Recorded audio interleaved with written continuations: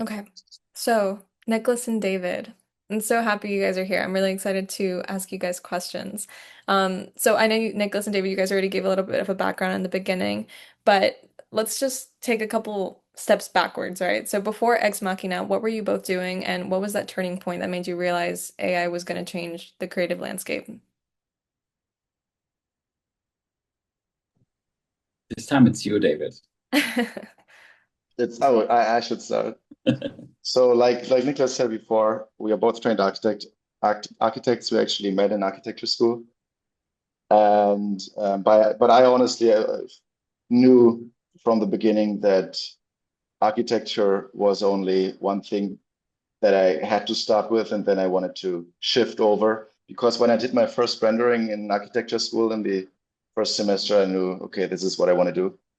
And then I left this topic with my partners in university, and they worked on the architecture stuff, and I created great visuals. So this was my job in university. So I knew I will go out of university and create something with these tools. And then from architecture, I shifted over to visual effects, starting at home at night after work because I knew that this is what I want to do. And I actually did it this way. I started sculpting in ZBrush. I don't know if anybody knows ZBrush, but I sculpted heads for months and months and months and created yeah, geometries and built things and rendered them. And that's how I got more and more into it before I started working in it in the industry and worked on amazing jobs, learned different tools. Always like it was always great to learn actually different tools and specialize in these tools. Like I said in ZBrush, for instance, they're amazing ones. And when then AI came in, I was first kind of hesitant. I liked the idea of having something new, but I thought, okay, what this mean? Because I don't need these programs anymore. So I will shift, but it was not that I was expecting something different, but I knew that the approach would change, but the creative will maybe stay the same, or even you have to create something in a more creative way because you got more, like you expand your horizon in a way. And so I think about 3 years ago, already part of Ex Machina, but mostly working on VFX, like visuals for um, some movies and stuff.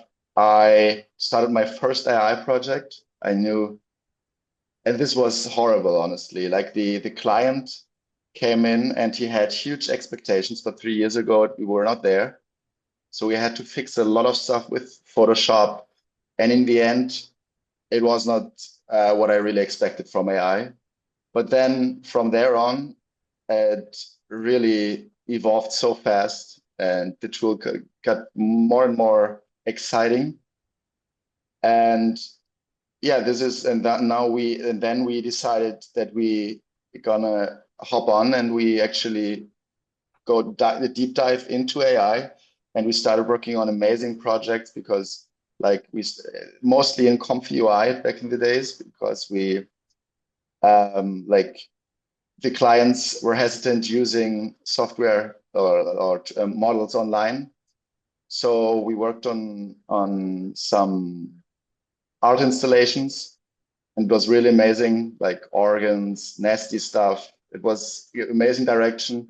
But then more and more stuff came in, and yeah, the challenges got bigger and bigger, and we also discovered where the challenges are creating these these videos or these worlds.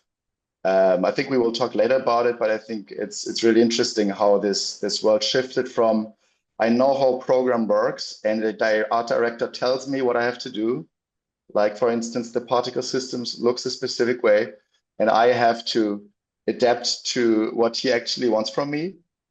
To I am the art director, and I have to decide how it looks like. I can shift it, but I have to pay so much attention to different details because I have to produce more in a yeah with less time. So yeah, this was the journey on my end, Niklas. You looked interested, Niklas. The funny. Well, maybe I need to zoom out a little bit because I think it's part of what Ex Machina is today lies in David's and my friendship, and it's interesting when we go all the way back to when we met for the first time. We didn't become friends for almost 4 years, even though we were really close with each other. Like I saw him every day, but David was doing completely different things, and at the time I didn't understand how he functioned. But I would say a lot of what Ex Machina is today in how we try to portray ourselves, it was already in what David was at the time. So when we started architecture school and we kind of thought for ourselves, okay, we're going to become architects at one point, that it might happen. David was completely different. He's very tall, very muscular. He only wore t-shirts. Didn't matter what weather it was outside. He didn't care about anything that the professor said. Not in a disrespectful way. Don't get me wrong. But he was always um, he always made his own rules. And I was in a completely different group. David always mocked us because we looked like the kids from Twilight. We were all wearing black because that's what you think that's what you will becoming an architect. Um, and then in the fifth semester, so right before we made our bachelor's, I wanted to do a shift. And one thing David completely left out in his CV is actually he studied sports medicine before he became an architect. So I wanted to do a little workout. So I approached him. And I remember that moment. I even remember his first rendering. I was impressed by the first rendering he made. It was you did it in SketchUp, and it was a brick rendering. Blew my mind how realistic it looked. So, and I approached him and said, I want to work out. What should I do? And he was so welcoming.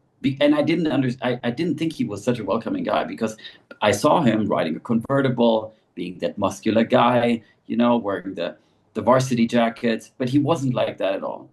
So then we both ventured out to become architects. David focused on becoming a BIM architect because at the time already he understood that even architecture was going through a big change. They were going from CAD software over to becoming a 3D environment. And already at the time, same thing that we're experiencing right now with filmmaking and AI, architects felt threatened. And you could see that in especially in large practices, they hired young people to do the 3D work, David being one of them. So he was focusing on 3D work. I was focusing on becoming the next architect. Didn't work out, of course. So then I started interning at Ex Machina. At the time, my uncle had founded Ex Machina in 2011. But what Ex Machina was always his creative studio. He had a company that was quite successful in visual effects, and Ex Machina was his design studio. So I started interning at that because it made sense. I was an architect. We were doing spatial installation, so I interned. And we landed a project that required, I would say, David, don't get me wrong, a person that does not set boundaries. So for the first 3 days, David and I almost worked for 24 hours straight. Immediately, night shifts, everything. And then a couple of weeks later, tragically, my uncle passed away. And immediately, and Ex Machina was an idea at the time, but it didn't come with clients. It came more with a sentimental value to both of us. But immediately I thought this we now need to step up. It now requires both of our inputs to turn Ex Machina into what it is today. And I would say for the first 2 years, we were not able to make money. No, it was impossible. We were just too stupid. We ran from one mistake into the next one, not making a single. I mean, of course, we made a little bit of money. We were able to pay rent, but we were not successful. And it's very hard in a process you're where you're just not where nothing works out to then zoom out and think, okay, What should we do? And then AI came. And it was the right moment, because I think the first program we used was DALL-E. And I remember when AI came, you started working in DALL-E. It was really fascinating. But then 3 weeks later, DALL-E was already outdated. The next big thing came. Midjourney 1 came. We started working in Midjourney. And then suddenly ChatGPT drops an image generator. And this process, it was so fascinating to see, because the acceleration, the speed in which this industry started growing in front of us made us realize, I think we need to take a shift here. With this is what we should focus on. And this is also how we should act as a company. We should basically, everything that we decide, everything that we as a group here talk about right now, it's very likely that tomorrow, I would say already 5% of what we said today is outdated. And this came to us in a couple of very dramatic phone calls that we had over the weeks. But it was eye-opening, because nothing is constant anymore. Everything is now flexible. You just have to stay dynamic. So that's why I think a lot of what we experience here in AI is now embedded into our company. Did I even answer the question, Natalia? I apologize. Yes. Oh my gosh. No, yes. You actually made me think of more questions. That was great and super interesting, how Ex Machina is like where it is now. So two questions came to mind that I think will help people in here is like, Is one of them about David being muscular? no, but David, you can talk about that if you want. Um, I love that it started with friendship though, that for Ex Machina and how you guys started working together. You guys have a great like dynamic together. But what was your mindset? Wait, because you both said that you both felt threatened when AI came into the industry. So like how did you handle that? Because a lot of people feel threatened and they're gonna ignore it and turn the other way. And then the second part to that question is what made you guys keep going when you felt that you weren't successful? Like those first 2 years you said, was it the timing that AI came into the picture that helped you guys keep going, or like what was that motivating factor? I think we both work totally different. Our heads are like our mindset is so different that we help each other in this case. So I think I have a confidence that nobody is better than us in a way that is not true in a lot of times, because there are always better people than you, but you don't have to think about them because they will exist, but don't be threatened by it. Just continue and trust in the process. So I always tell Niklas, they cook with water. Like in the end, we say like there is Apple, maybe Apple doesn't. We're not sure because their design is incredible, but in general, this is the case. And yeah, I think we both bring something to the table that we don't. We trust in each other 100%, and we believe in what we do. And I think our drive never stops because we really love what we are doing. So I think this is our job is not. It's not work. It's actually our passion, and it's obviously our friendship. Niklas knows everything about my life. This is honest, and this is really interesting because we are doing this together in a way that we help each other. And I know the moment when you look at great videos online, somebody released something on YouTube, and you think, "Damn, is this better than what I did?" But then you have to see the circumstances. Then you have to understand, okay, maybe like you can redirect your own video if you want to. But if a client wants something specific, then you have to deal with a specific approach and just do what is demanded. So obviously this also influences, and time restrictions also influence the quality of your work. So believe in your work in general and don't think that somebody else is better. And I think just trust the process is the most important part for me. And I'm not doubting our work. I think this is not, don't, if you do something consistently, don't think that others do it better. There's a realistic chance that your work is great. So, Niklas. Well, it's Natalia, the second question of why we continued, I'm not sure if we can answer that because we don't understand the process that really happened. There were so many things that happened in over a period of 6 months, that I think us continuing is not really a sign of somebody being brave. It's more the sign of somebody. It's like two guys being really dumb, and it was pretty much set to fail. And I think it's a combination of probably luck, a lot of luck, and then hard work on top that made it work out. But if we would have run out of luck, we would have been.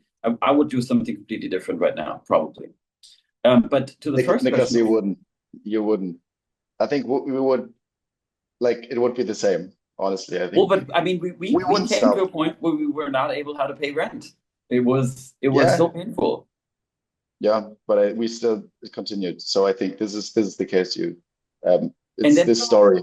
Yeah, and then things in your private life happen on top. It becomes really messy. One of us went through a divorce, I'm not saying who. So it was so it became a real mess. But on the disruptive part, I remember that um, we used to work a lot in Unreal Engine. Unreal Engine was our go-to software. And Unreal Engine, when it came out, Unreal Engine 5, we worked in the beta, blew our minds. And I think it blew the industry's mind. Everybody was so excited about it. Real-time rendering looking like that. And it established a lot of workflows in how we operated. But I remember that it was a moment when we started realizing, wait a minute, it takes us days to produce a rendering in Unreal Engine. And at the time, I mean, it was when AI was very focused on prompting, but only one good prompt to create an image. And that's when I realized, okay, this is it. I mean, we still work in Unreal Engine, but I would say that probably 50% of the things that are in the Unreal file are already AI generated. Hmm. We generate assets through AI. We take renderings out of Unreal, and we have them run through Nano Banana, and we edit things, add things, iterate. So all of these things are now AI workflows. So do you guys, and this is kind of skipping ahead to the workflows section of the questions, but do you guys use Unreal? Like, would you say that's like something really important to your workflow now using generative media? Absolutely. Okay. Would you recommend people like, we have a lot of generative AI artists on the call. Like, do you think that's something that's worth learning? Like when we're talking about skills, um, would you say that's like beneficial? I, it depends on what you're trying to achieve. We so I would say if you want to focus on the 2D space and you want to create films, then I would probably learn. I wouldn't learn Unreal. I would probably focus on things like After Effects, Okay. or learning a good editing software like Resolve. But if you want to take AI to a spatial level and you want to create a spatial installation, then I would learn Unreal. Okay. I, Yeah. I would say, yeah. Sorry, No, go ahead, um, David. I just wanted to say that I think when you want to work with any of these softwares or go in AI and generative AI, ask yourself what your brain is good at. This is pretty interesting because is a specific strength needed in AI, in my opinion, to create something good that you can test yourself and see if this is actually something that you're great in. So, for instance, you can be a great director, obviously, but if you want to be in general like the whole package, then there are a lot of different things that your brain has to work in a specific way, because back in the days you created a render with a purpose. So you created something and you created a shape because of a specific reason, or you had a specific dress, something, or like a blonde hair, brown hair. There was always a purpose. But now you create an image and maybe you don't ask yourself why AI did something, but you need a purpose because it's a product in the end. So you have to rethink and go through a pattern of recognition, like what do I want to do? Do I want to achieve? What are my checkboxes? Does my brain actually work like this and is good in encountering these issues? Because you always have to fix these issues.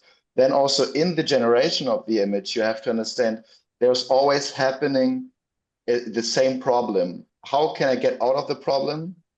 And like there are always patterns that I think are the same.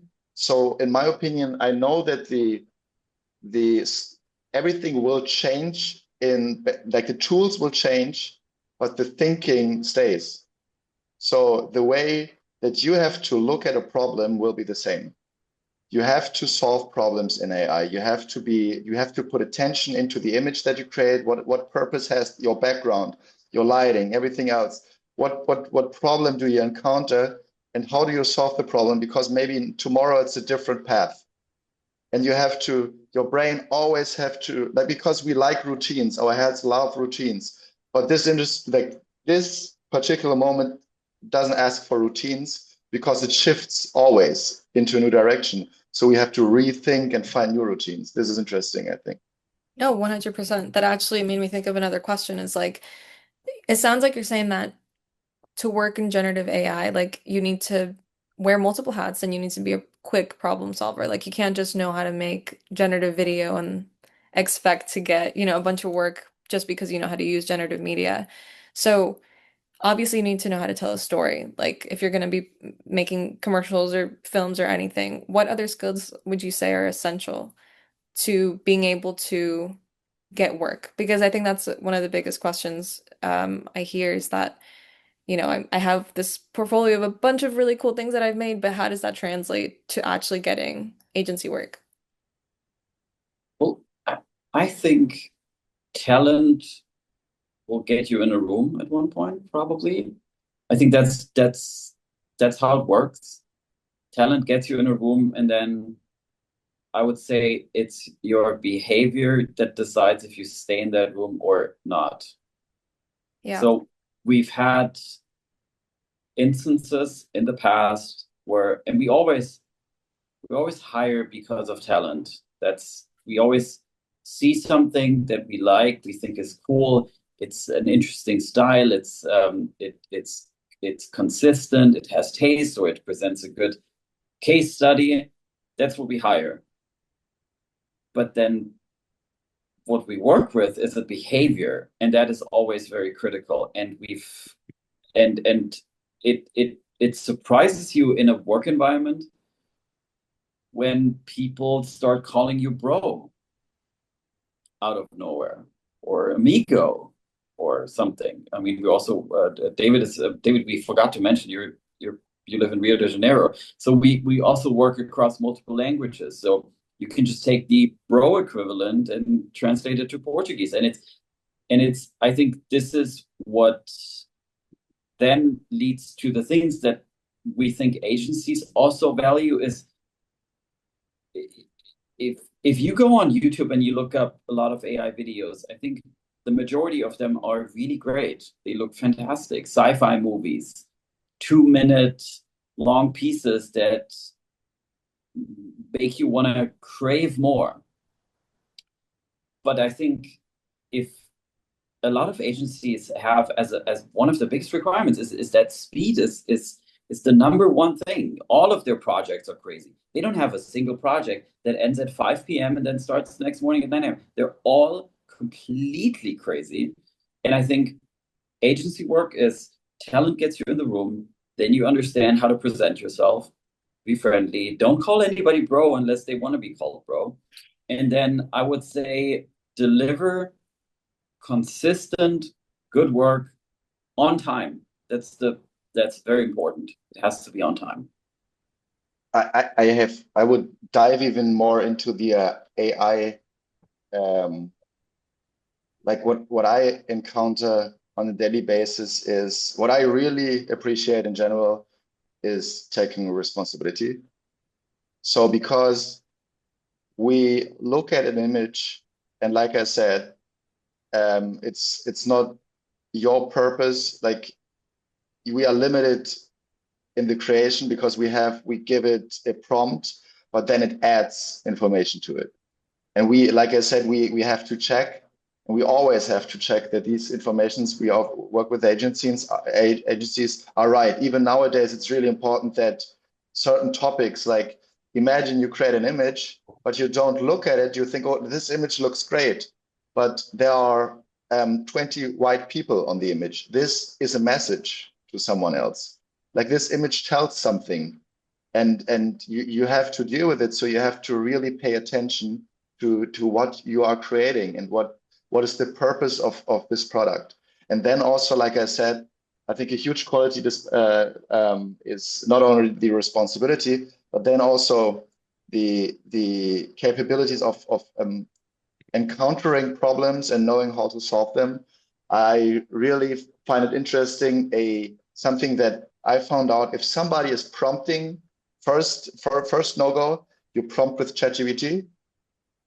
Second no-go, you prompt too much. You have too much information in your prompt because you didn't learn that it's not about the amount of information. For instance, in video generation, it's much more about giving the right information into the image so the video creation, video generation knows without any prompt what you want to see with start and end frame. For instance, I had a project for a movie where I had a car driving and the car was not accelerating. And I was looking at the image and I could run it 100 times through the AI. It would not do it.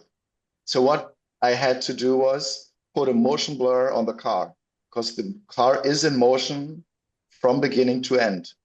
And you have to see this and know, okay, it's always the same mistake that's happening. What is the AI not understanding? What I have to fix. And I think this is a talent. And nowadays we think we have a computer and connection to the internet, and then we are an AI artist. But this is not the case. There are a lot of different uh, things that you can know and that make you a great artist. Like obviously great visual storyteller, but also really encountering problems and finding ways to solve them. That was so good. Would you say that to be able to kind of enhance that skill? Because, like you said, it's not just having Wi-Fi and a computer, it's that problem solving and figuring out things that you can't find on YouTube, right? Like you have to mess up and do it. Would you say it's just making a bunch of stuff and messing up? Yeah, I think it's good to always ask yourself if, like, I think if you create on your own something, then um, you have to set your goal in a way.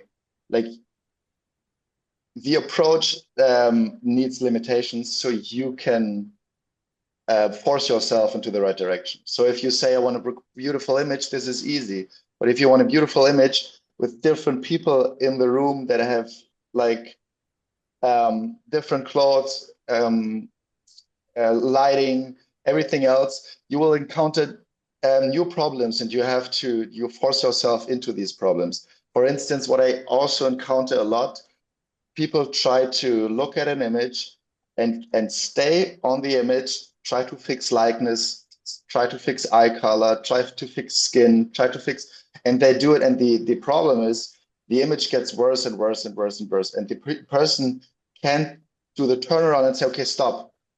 I have to shift something, and it's maybe the angle of the camera or something that actually improves my image again or just resets things. Like it's really, there are so many different processes that your brain goes through that you have to train.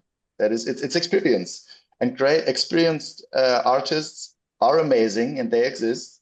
But it's like I said, it's not a computer, and it's not that everybody can be it. So I'm not worried at all that artists in the future will have like a bright future because such a specific talent that you need.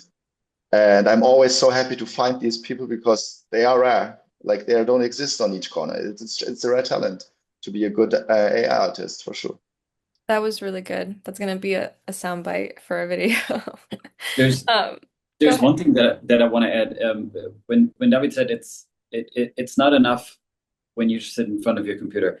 I gotta say one thing though that I love about people sitting in front of their computer and the fact that AI uses a lot of cloud rendering. This of course has some issues. You don't want to have sensitive material, sensitive brand material, especially on a server. So there are jobs where you can't do that. You gotta render locally on your computer. However, I gotta say our lives as an agency are easier than they were a couple of years ago because we don't need to ship computers around. We did have in the beginning in LA here a physical location, then we switched to being a remote company, and um, and we were always struggling with hardware, always struggling, either setting up virtual computers or shipping computers around, being on planes with computers to bring them to people. And I got to say, nowadays with AR workflows, I love that. It's so much easier. In the end, what you need is a keyboard and a computer or a display, and then you're good to go. Yeah. Nicholas, I wanted to touch back on something you said because I The wanted you to divorce? no, Is it the divorce? Okay.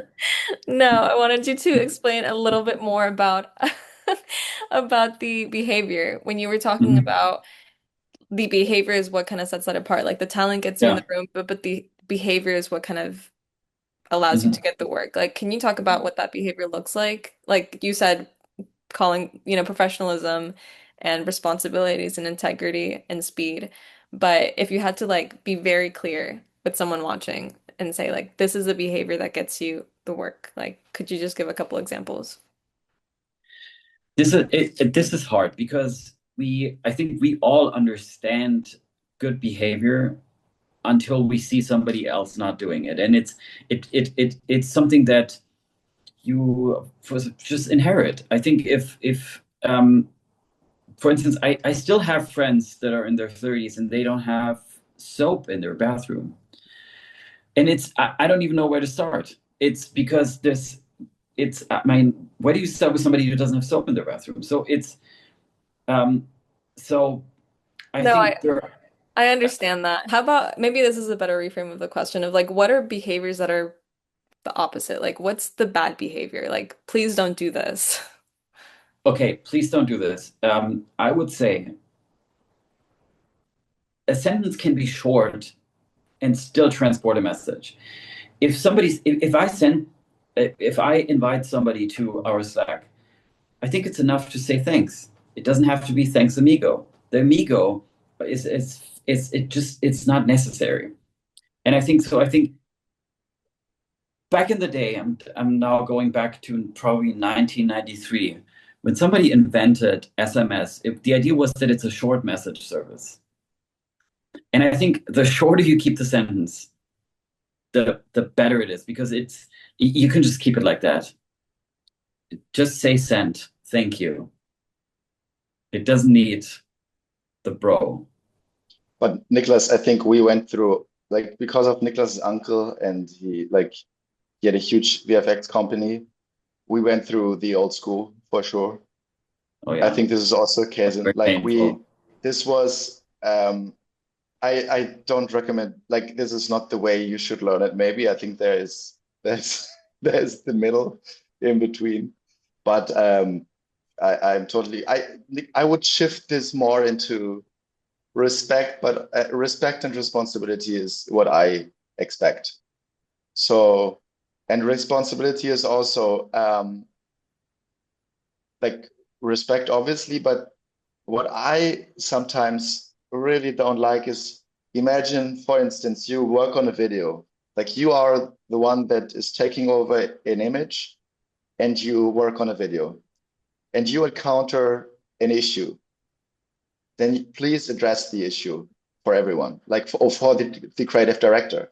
If he didn't see, like maybe he didn't see it, but take responsibility, even though you are part of the chain. If you are so much more valuable if you actually look at the whole thing and say, okay, something is slowing it down. I always appreciate someone that helps our process. Like if I encounter an issue in our process, I encourage you to always tell me, maybe we could do it differently. I will think about it for sure. And I think this would be, and I like totally fine with what Niklas said about respect, but I also in my case, in my daily work, responsibility, um, looking at things and not just taking them over, but without thinking about them. For instance, you get an image and maybe a person on the image is too sexy. Ask the director if this is actually the approach, like this was the purpose. We want her or him in this position right now or not. Ask for it, communicate it, and be part of the process. This is what I think about these things. Yeah, thank you. That was perfect. Elizabeth asked a great question. She said, when you say talent gets you in the room, what are you looking for? And then, as a part two to that question, if someone wants to work with Ex Machina, what should their portfolio clearly communicate to you guys? Um, David, can I take the second question, then you take the first one? Yes. Cool. So what what what we like to see is, and because you see that so many times, and I don't think it's the right way to communicate this, is of course rates play a huge role for an agency, because I mean we have insight into the project budgets that people don't have who apply for a certain job, or who apply for to just to work with us in general. So of course it's hard to understand for somebody coming in what the project budget is. And I respect that. I totally respect that. So I think everybody comes to a project and they come with a certain day rate. And that's totally fine. But I think that day rate should always be linked to something. So for instance, when you come and you say my day rate is 800, that's cool. But just a brief outline on why it is 800 puts it in a context. And what we see a lot is a day rate connected with a video, but then you have the video is great, but you don't understand what was the person's responsibility on that particular job. Were they producing? Were they generating, editing? Maybe all together. If they did it all together, 800 is cheap.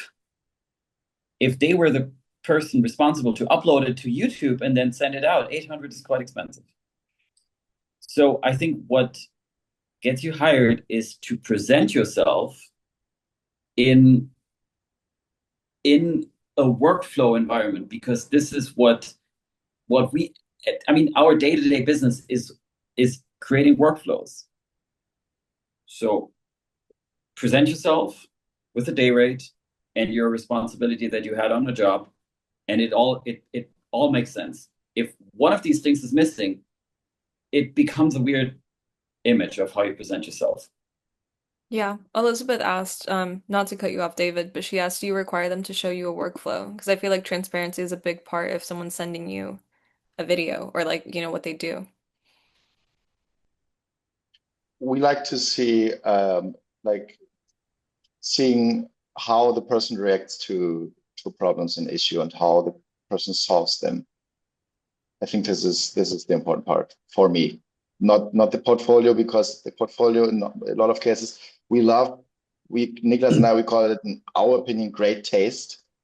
So Very this sounds subjective. very subjective for sure, but we have our own taste. I think Niklas and I we agree on a taste, and then we say, okay, we like this portfolio, but we don't know the circumstances of this portfolio. So did you create something on your own? And so it's really I just want to mention this in this whole scenario when it's about, I think the process from now on is really something that we all have to deal with. We have to educate the whole chain in this process. I think because we talk about day rates now, and I obviously know that people have to earn a good amount of money for their work. But it starts already with the client, that you know that the video, there are different levels to it. a specific quality needs, um, that if you want to achieve a good quality of work, then like I said, it's not just an artist and the computer and it's done. So you need specific um, people to work on it that cost money and that are actually great in what they're doing. They are great artists, but they have a huge value. And this value we try to find. I think we know what it is, and I would say we do it more through tests um, after we saw portfolios. I think this is really important. Seeing how a person solves problems in likeness, in character consistency, but also environmental consistency. Like there are a lot of different problems that I like to see in the beginning. Okay. So we're kind of Can, moving. Oh, sorry. Go ahead, can Niklas. I add something to Yeah. David's point about great taste? I think what we understand as great taste is probably a summary of what we understand as somebody is muscular or somebody is good looking. So I think it's a combination of a lot of things that um, that in the end create an image or a product that we might not even be able to really precisely describe in the beginning, but something in our brain understands this.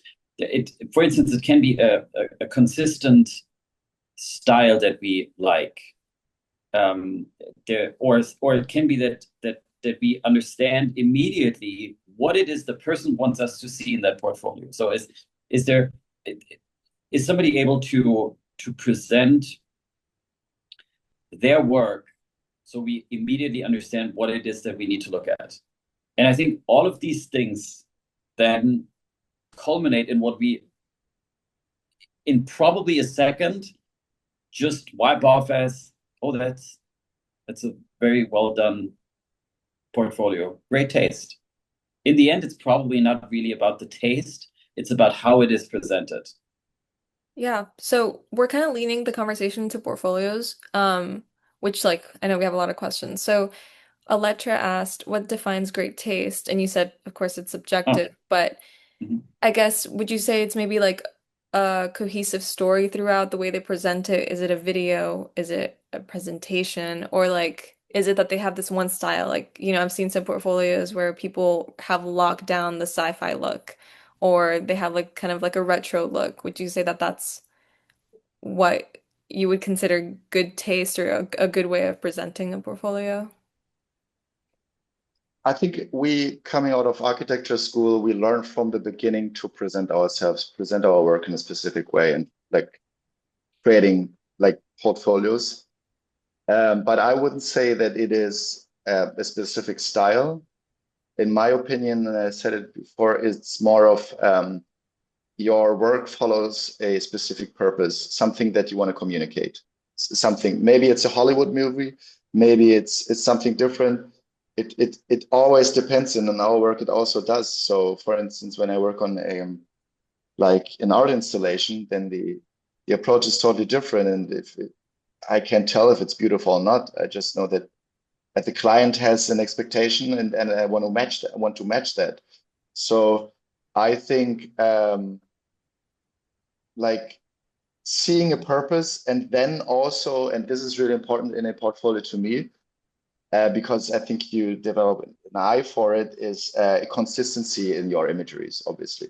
Yeah. So this is quality. If you pay attention to something and there are no breaks in your storytelling, like the I really like to find the missing piece, or for instance, the sun changes.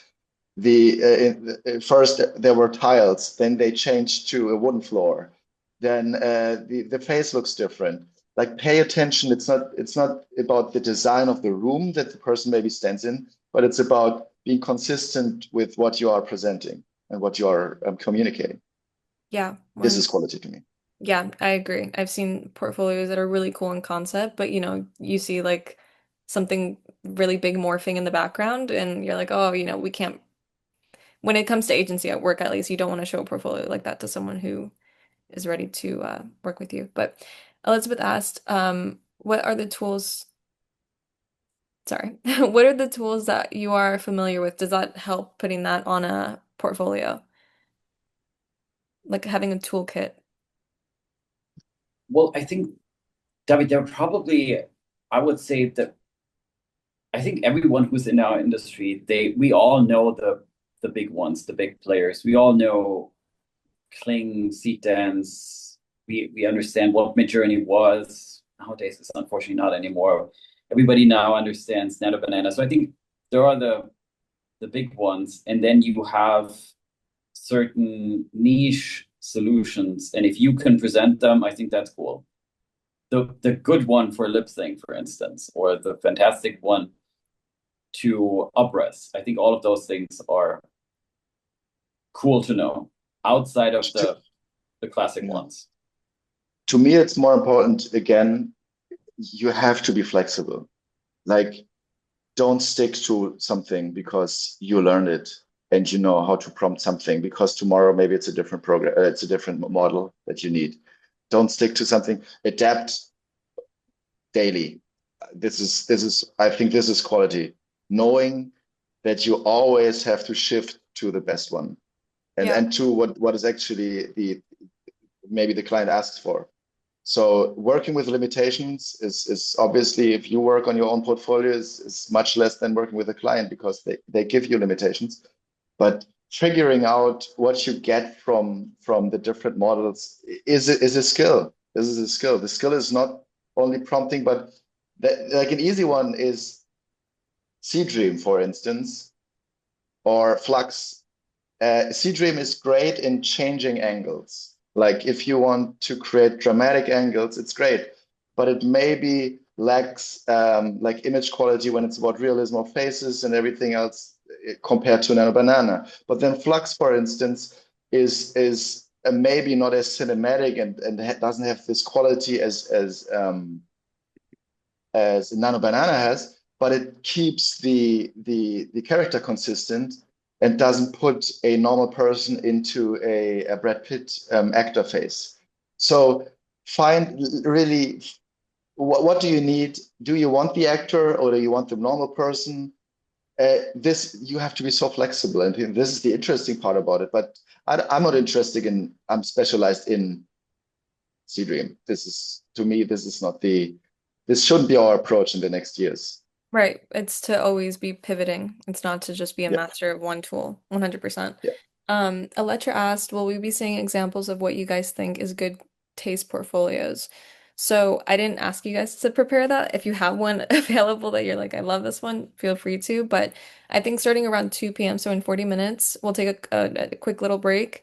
And then at 2, I would love to start showing the portfolios and just getting you guys' feedback on it. Um, Depending on time, we might choose like 3 or 4 to look at. Um, and ideally, everyone here has like some type of AI material or a portfolio already done so we can get some feedback and see how to make it great. I wanted to shift the conversation to rates, but I'm going to read Elizabeth Strickler's message really quick. We're looking for people who are able to show in a portfolio that they have the ability and interest to create advertisements, short storytelling ability to edit, ability to create consistency, and not overly one style so that they are directable. That gets a call from us. After that, we call and talk to get a feel of for how the person works. We stay away from people who look like they're only wanting to be filmmakers, also people who are flexible in the way they charge. And then Elizabeth Kilo said, going back to the company journey for a moment, when you started embracing generative AI into your offering, did you market that offering slash service formally, or did that work come from the AI community? So, um, if you guys want to answer Elizabeth Yeah, Kilo's question I about that, and then I'll just to go quickly to the question about the can we show portfolios that have great taste? I am a little hesitant only because we did. I mean, we I could have been prepared for this because it does make sense when you talk about great taste to bring a couple of portfolios. But in that case, I would have preferred to ask the people if they are cool that we show them. Otherwise, I don't want to put them here in right, front of everybody and then start talking about people's portfolios. right. Um, and then on the Natalia, what you just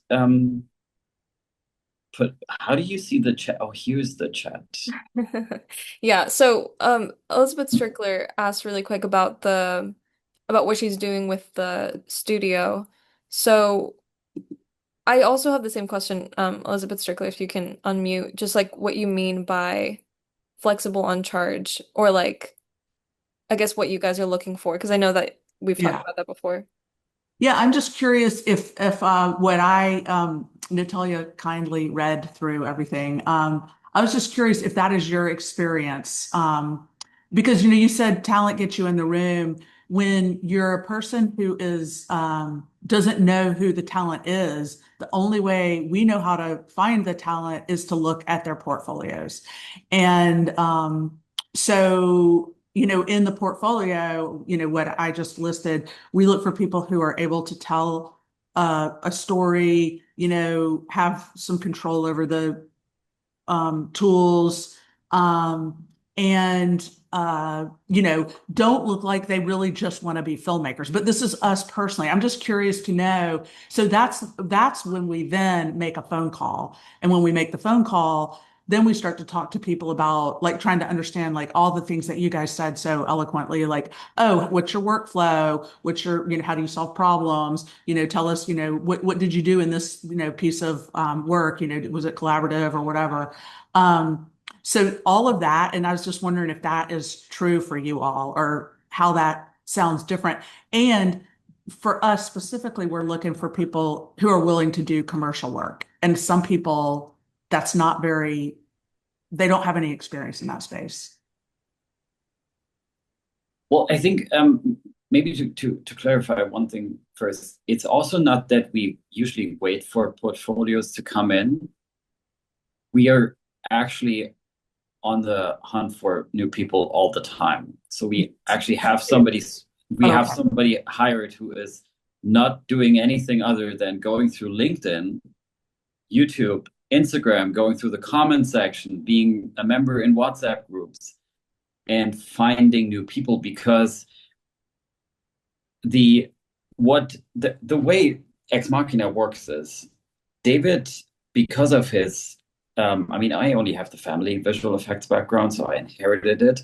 But David has been working on the forefront of large productions for a long time. So the way we split up our work is David is usually inside the projects, handling the creative and the teams, and then I only support where I can, but I'm mostly on the keeping the pipeline full while doing the rest. Paying people, paying taxes, we love that. Doing all these fun things around that. So I understand it as my responsibility to keep David's life as easy as possible. And the only way we can do this is to have a fantastic team. And I think that takes time, it takes trust. And that's how we operate. We always have somebody looking for new people the whole time because it's hard to wait for people to come to you because I mean, of course, everybody has a couple of artists that if the right job comes in, they're going to reach out to them. But it's just great if you can find them. And yes, Elizabeth, I 100% agree. That's what we do. We look at their videos, we look at their portfolios, and if there is something in there that catches our attention, we talk to them. Adding to this, oh, sorry, Elizabeth, you first. No, that's great. I was just going to concur, and it's just so interesting that y'all have one person that does that searching because that's one aspect of my many roles. I just wanted to add to what Niklas said, that I think I think maybe we will be part of a shift because I have problems in like finding the right people only through this method in general. Like really looking at a portfolio doesn't help me enough to really, because we talked about it for about an hour right now, that what kind of skill is interesting. Like I said before, when you told me that a particle system in Dune was made by you, then I know that you are specialized in creating this specific piece of work, or you were sculpting something, you were working, like there is a specific work that I can see in your portfolio that you took over. But now just a beautiful image is not telling me anything about your qualities, because the qualities shifted into a different direction, like we said before. Like there are different qualities needed. I need the different type of attention. You are not that specialized anymore. You need to have a broader idea of what you want to create. So I think it's really hard to only look at a portfolio and know what you get. I think it's really about taking your time and trying out. Like on some projects, we have people that are great with camera angles and creating stories, but when I tell them please keep the face consistent, it doesn't work. They just can't handle it. So I need someone else that I train to do only the consistency in the likeness. And this person is just then specialized in it and is taking it over. So it's really interesting how these specializations in the field also shift. And like I said, yeah, sorry, Nick. But David, I need to say something about your facial, the faces that you mentioned. I remember that I saw this a long time ago. They did a test where it was about German police, and they hired a guy who's, I think they called them like super recognizers.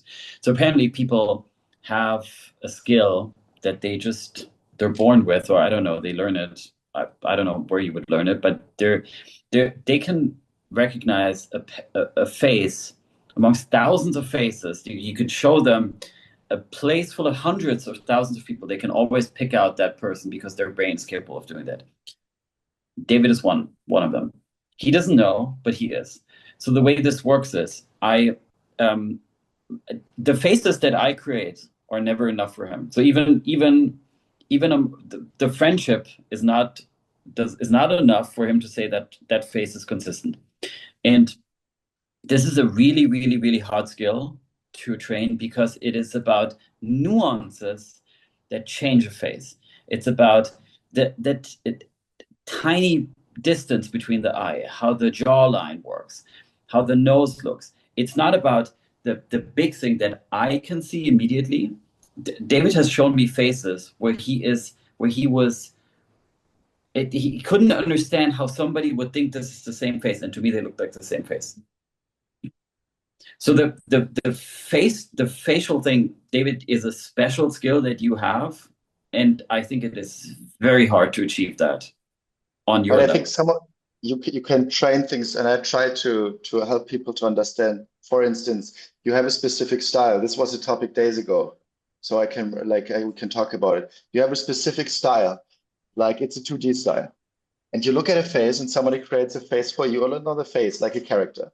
And you gave him a generic character, and you said, okay, all the people that are now part of this story are in this style. Then the person works on it, and you receive the work, and you see that it's not the same. But how do you explain it? And then it comes in. For instance, I do it really practical ways. So a shadow, for instance, in a 2D art piece, is there a gradient in the shadow? Like is there a gradient, or is it a hard cut? Is there an edge? Then look at a face, for instance. Do we have how many colors are used to create a face? One color for reflection, one for shadow, one for skin tone. Or maybe do we have 5 colors or 10? Like, what is the eye shape? There are so many things that you see or don't see, and these are qualities that I would like when I find people that actually tell me, no, this is not the right one, because you can see the eyebrow, they shape always like this in this style. So we should stick to this one, and you see that the jaw is always a little bit bigger or something. Like you have to find these things, and I love to have people that know how to do that, and it's hard to train for sure. So you mentioned something that made me think of this. Two things actually.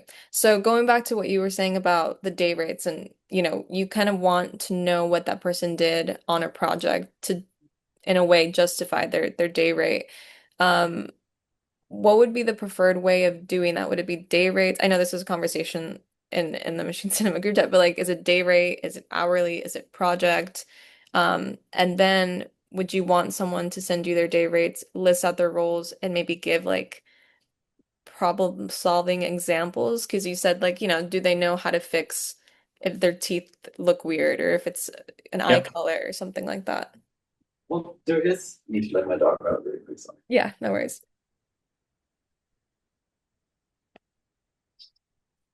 I can promise everybody she wants to get back inside in probably less than 10 seconds.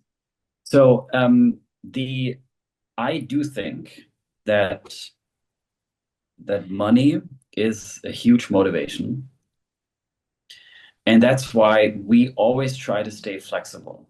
If somebody presents themselves as somebody who wants to be hired on an hourly rate, we do that. If it's a day rate, we do that. Because I think I remember that when I had my first job and I wasn't paid a lot of money, I was not really motivated to do that job. So I think there is a factor involved when you have the ability to pay people, let them present to you, and then you can just take it from there. We currently have multiple projects running where we have teams where it's people that are on hourly rates and people that are on day rates. And it's how they presented themselves to us. Yeah. Okay. And another thing for portfolios, and this is just like as it's coming to my mind as you're talking about it, but specialization, I do see that in the future, unless it's happening now, people in their portfolios where they kind of put like, I'm really good at character consistency or I'm really good at coloring. Kind of like how it was in traditional film media. People can specialize in something, but right now it feels like everyone just says like, I'm an AI artist or I'm an AI creative. But like David said, there are things that people are good at. I feel like that would really help when hiring someone to know like, okay, this is what their strong suit is. Yeah, I mean, we tried to hire the guy who told us he's the best one in character consistency in Germany, and he was not. I'm not sure if those labels really help. Well, I'm sorry. I like the question that Natalia just asked because David, you were saying, oh, it would be great to not just, or that you don't think that just like scraping the internet and looking for good links and good portfolios, but if people made better portfolios that more clearly articulated what they did in a project and what their skill set is and what their thinking process is. I think that would help, because we're all looking for the right person and the right talent, and the more that they can clearly articulate it. Yeah. And I think that's kind of what Natalia's asking. How do these new creators create portfolios that are more likely to attract the attention of your Yeah. seeker? Or like stand out. I think, there are a lot of portfolios and I get a lot of questions of like, how do I even make a portfolio? Is it going to be just like a document or slides or a video or, whatever. But how does, since you guys can't show examples because I didn't ask you guys to, just giving examples of what might stand out in that way. Well, Yeah, go ahead. I have a very short answer, David, and then mine's probably just a quick thing. I've seen a lot of great sci-fi movies on YouTube. I wouldn't start with sci-fi if you want to present yourself, because I think you're just going to drown in an ocean of fantastic sci-fi cool stuff. I would. David said it. In architecture school, you learn how to break down your presentation on a slide. That's just the requirement. So I think just break it down to only a couple of information, and then I would start a problem. That's how I would build a portfolio. Start a problem, and then find the solution that I created. For instance, we had a character consistent, or the skill is I wanted to have 3 consistent characters in each shot. If that would be that's how I would build my portfolio. I would just show that how I did that. Okay. That's the day-to-day problem that we're facing. We are not at this point yet, but because I think the amount of portfolios where I saw it is not huge, but I would say the best portfolios for me are the ones where I see, okay, this would create an issue for us, and you solved it. For instance, the camera comes from the back, you see the person from the back, it goes around the person, and you see it like this face in a low angle shot, and you have no morphing. I would think, okay, you did something that was pretty impressive, and I know that it's hard to go. Like, it's not only about running it 400 times. You encountered issues because this is not easy. So I think if you work on a daily basis with AI, you know the difficulties. And when you see that somebody solved them and doesn't go, like, it's easy to go with the easy ones, like just switching angles all the time. And then, like, maybe even the consistency in the character, but for instance, having a longer shot with automorph, or like I said, a car, a car where you had a car driving towards another one. And because there are some things that it's so interesting when if you want to have control, let's do a start and end frame, but the end frame is so far away that you lose the car, like the appearance. It's a specific car, but in the end, the end frame is not. So we definitely encounter the issue that in the beginning the car looks great, but then it goes further away from, and then it gets smaller. It starts to morph because like it. And then if I find someone that actually did it in a consistent way and the car is never morphing, then wow, this is impressive. Like, I encountered this issue before and I didn't solve it, but he did. So I think you get an eye, you like working with it, you actually understand what is difficult, and I want to see these difficulties and then we'll see how people solve them in their portfolios. So I'm gonna say one thing. This is just me. You guys can be like, no, I disagree. But I think something cool to add to a portfolio for someone who's just starting is adding something like you said before, setting up those parameters or those challenges and presenting it in a portfolio. Like, here's the challenge that Mhm. we all know about, and this is how I solved it. I feel like that could really grab the attention of someone who's looking to hire. I was gonna And also, yeah.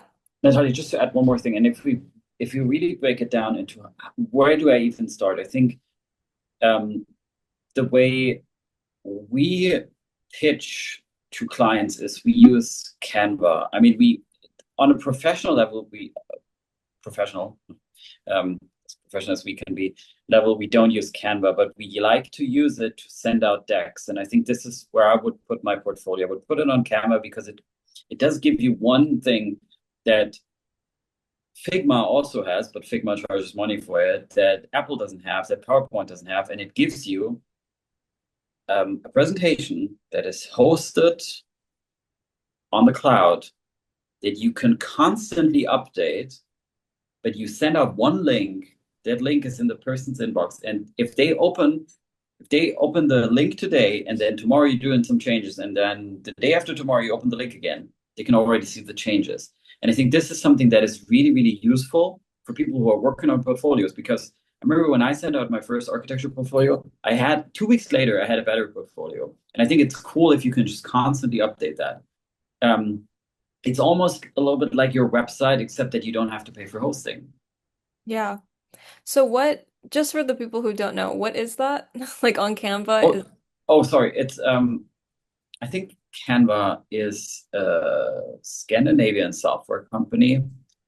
oh, They no, not, I mean how do you do what you just said on Canva? Is that like a live link, what you send? Oh yeah, yes, I think it's called a public viewing link. Public viewing link. Okay. That's Yeah. And we use it across all of our projects actually. And sometimes we send out things and then update them on the fly. It's really useful. That is very helpful. I'm gonna ask Elizabeth a question that she asked a couple minutes ago. How did you market your offerings in the beginning? Was it formally, or did most of the work come from the AI community?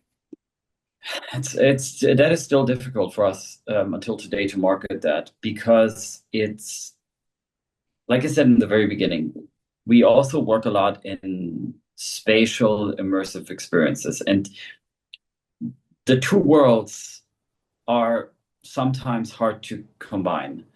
And that's why in the beginning, we showed everything on our website. because we thought we need to do that. We need to show the projects that we did for large clients because that'll also attract other large clients. We worked with museums, so we had museum projects up there because we thought that'll also draw in the museums. But then you have the first person that is from the Gen AI community. They go on your website and they see you do museum exhibitions, and that confuses people.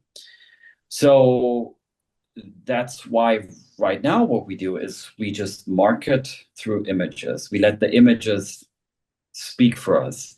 And I think this is then also, I mean, just a general thing that we've learned over the years is we always had our clients define what Ex Machina is supposed to be. Whenever we did that, it failed miserably.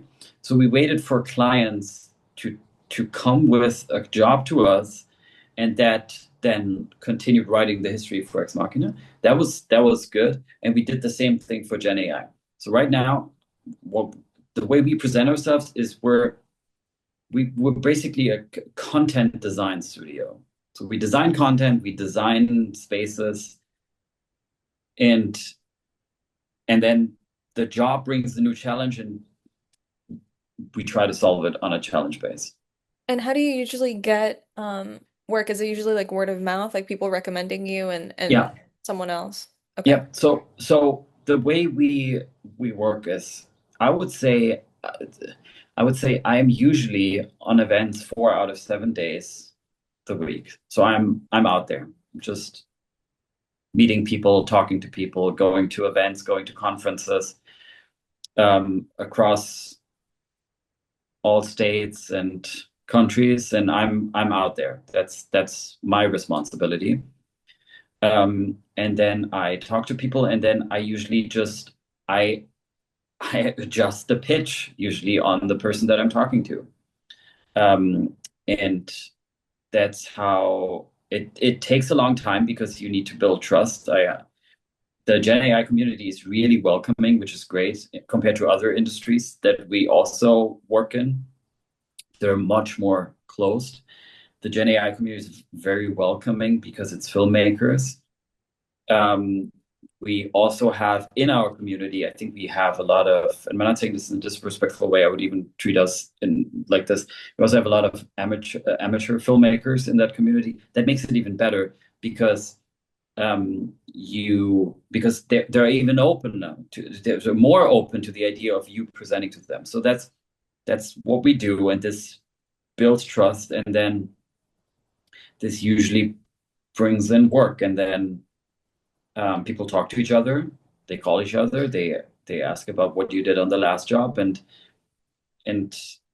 I think then reliability and good results and not overcharging and delivering on time is people like that. They've liked that 200 years ago, and they still like it. That was very good. Thank you so much. I'm gonna ask you Noah's question in the chat. Then I do want to do the portfolio reviews because I also want to have some time at the end for people just to ask you guys questions that they have. And also if you want to share your portfolio and the work you've done, please like put a message in the chat. But Noah's question is, how do you handle collaboration using these tools? With specialization, do you have multiple passes over one image slash shot? Or and how many hands would you usually have touch one shot? I mean, if we say that everybody has 2 hands, then I would say at least 10 hands touch one shot. So the way we build the workflows is we have a core team that always works with us, and that team is already across 3 time zones. So we have people in the US, we have a team in Brazil, and we have a team in Europe. And that is, I mean, we didn't come up with that. Somebody else did. It was really smart. But the cool thing is that creates almost a 24-hour workflow. Then we use Miro, which is a dashboard. And we have all the shots in there that we're tracking. And the cool thing about Miro is you can work in real time. You can drop your shot in, you can leave a note, and then the next person takes over. Then usually how it works is after 8 hours, your day is done. next person takes over. You only have to do the handoff in between. And then so David and I are in 2 time zones. So even that helps because he starts before me. Sometimes he also ends after me. He's a machine, but it's usually not supposed to be that way. So I'm the one then that wraps up with people, and then I hand it over to the European team late at night when they start. So that's how we have it. And then on each shot, yeah, I would say at least 5 people. And then it's always David in the end. It's always him. Every single shot he touches. Awesome. Nikhil asked, when you say you market through images, can you share the Canva slide deck or something of what that means so that we can, sorry, I can't read right now, so that we can have something to anchor your words. So if you guys could show an example of those images that you use to market Ex Machina, and then I have one that's really good, but it's under NDA. Or anything that you guys It's use. being recorded, so don't show that one. Yeah, this Yeah, is no, I'm not going to show that one. Let me see if I can. Yeah, I don't know. Let's check before, Niklas.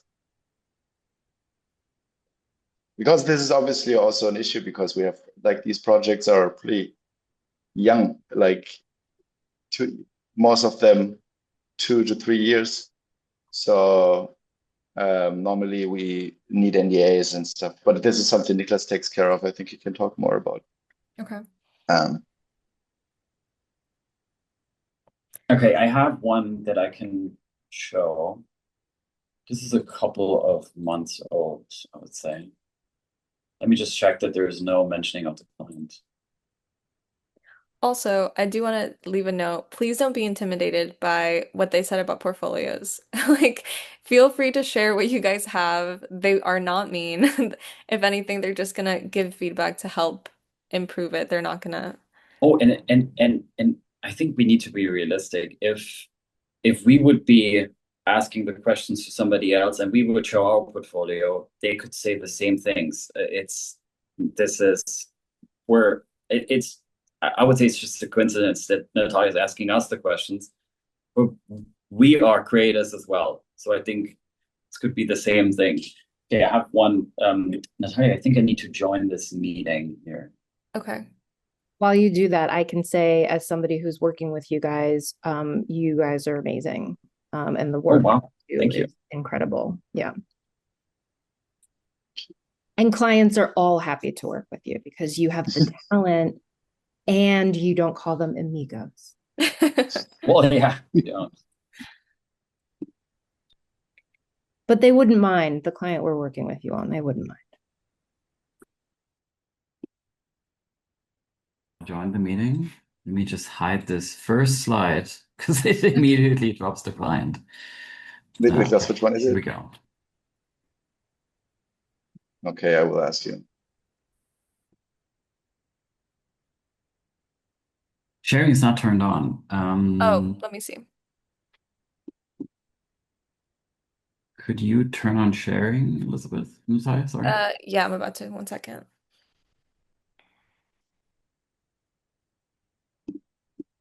I'm like never on Zoom, so let me see.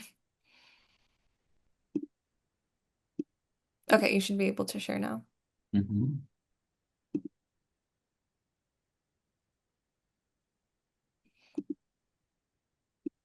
Quick question, is this meeting recorded or screen recorded?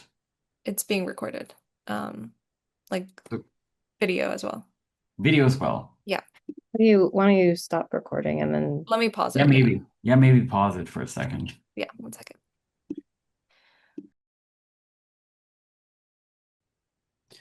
So if we have a new client that we want to work with in the future, we charge a universal day rate for everybody who's working on the project. Doesn't matter if it's us, if it's a new artist, if it's an artist who has been with us for years, we have one universal rate. That makes it a little easier because you can always you can always even out numbers a little bit because, of course, in real life, you have a junior working on it and you have a senior working on it. But I think when you talk about a structure in numbers, it's easy if you have one universal number. And now, in our case, if you're a new client, that number is 600 per day. I was expecting people to immediately write in the chat, are you out of your mind? That's too much. That's not enough. How can you survive? You rich bastard. I don't know. Something like that. So that universal number is 600. I would be interested in Elizabeth Strickler's response to that. And there is um and and then if we need to, we bring on people that sometimes are more expensive than that. However, if that is the case, we absorb that because we always believe, with some small exceptions, we always believe in a long-term relationship with clients. Some clients have been blacklisted. We can't talk about them, but there were reasons for that. So universal number is Niklas, at one 600. point, we write a book about this client that you're talking about. I mean, the Yeah. blacklisted clients. Yeah.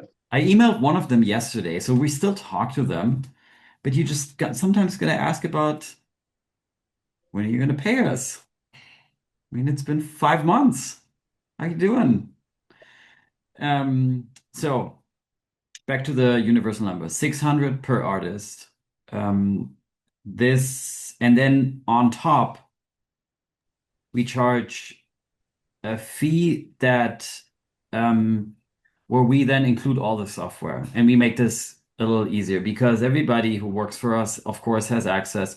My dog is back. Hold on one sec. It's okay. Kevin just joined. I'm just gonna say really quick, he was saying that for their agency, they charge $600 um, the first time if it's a new client for day rate, just for context. Um, but I know there are people who charge way more. We are working on projects with people who are charging 240 an hour. Um, I don't know how they do it. I mean, they fly their private jet to everyone. I don't know. This is just how we do it. So, and then have, because everybody who's working for us, they have access to the whole Adobe suite. Um, we have, uh, I don't know how many, David, how many free pick accounts we have. We have currently have, at least on Natalia's job alone, we have five free pick accounts running. We have premium memberships to Kling, to all the big image and video generators. We have 11 Labs, all of that. And because this is just, it's a lot of numbers. So we just break it down into a per artist fee every 3 days. So for every artist, we're charging $100 every 3 days. And this gives us, it's very easy because then you understand, okay, for this week, we can spend, I don't know, 1,500 on AI credits. This is our breakdown. We have charged way more, we've charged less, but I think this is more or less what we're charging.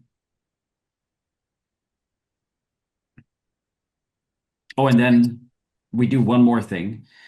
So when we hire somebody on a day rate, we usually hire them on an 8-hour day.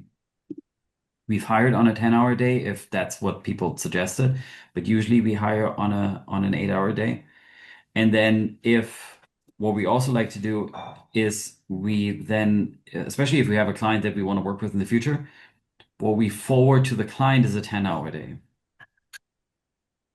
So we absorb 2 hours internally, because I think it's a lot of what we do is a lot of what we do is client management, and then a lot of what we do internally is also people management. Because I mean, we've had people come in only for one project, but we also have a core team that's been with us for years, and I think we just got to manage those relationships.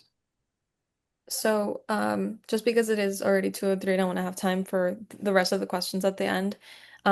Diane, do you happen to have your stuff ready and you can just screen share and we can do like maybe if we do 3 portfolios, let's do like 7 minute per person to review. I think that's enough. Diane has so much good stuff. Let's see if Diane isn't ready. I think Stephanie, did you say that you were also going to share? I can while we pull up the portfolios, I can respond to I can respond to the question about the timeline and the project. So what we do is, and this is coming from our VFX workflow, is we have a producer sheet where we break down each shot. In the producer sheet, we have client-facing day rate, we have our internal day rate. So let's say we hire somebody, their day rate is 550, the client-facing day rate is 600. We understand what the delta is in between. Then we break it down per shot. We get an understanding of how long does it take to do each shot, and then we create the timeline out of this.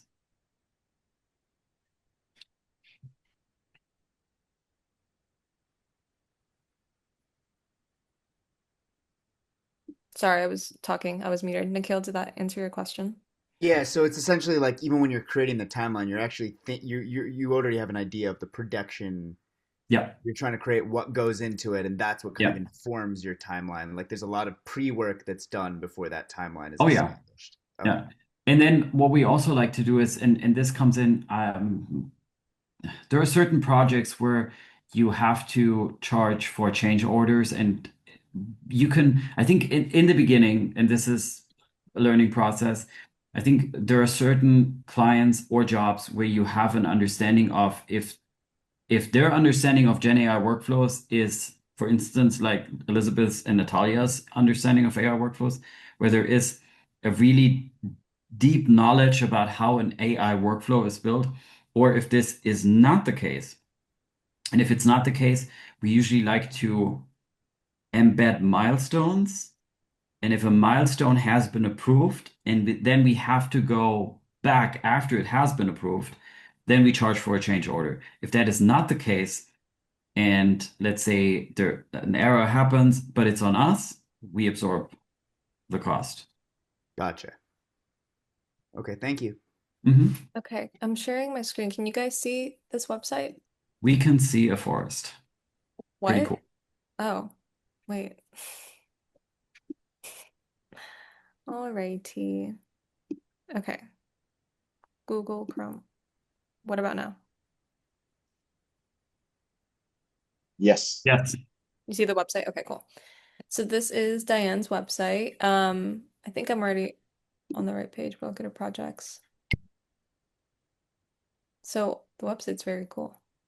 But I'm gonna let you guys do the talking. Or Diane, if you want to talk through this, because I don't know if this is where you want me to go.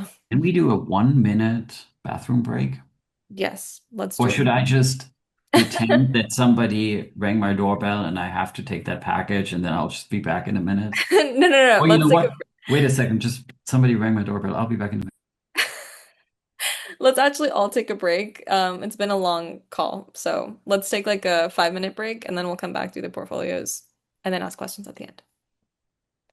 I wish I could put elevator music on.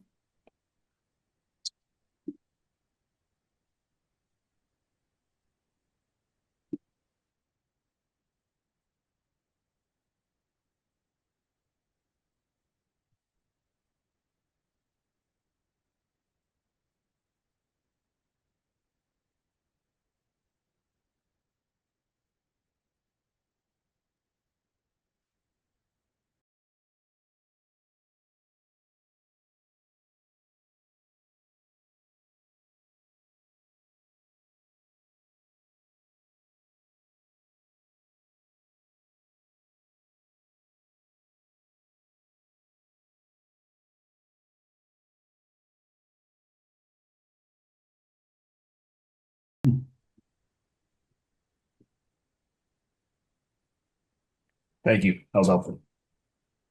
Douglas, you mentioned on that one that it was it 10 or 20 shots total? For this one, it was per video, it was 2 videos. I think it was 60 total. Okay.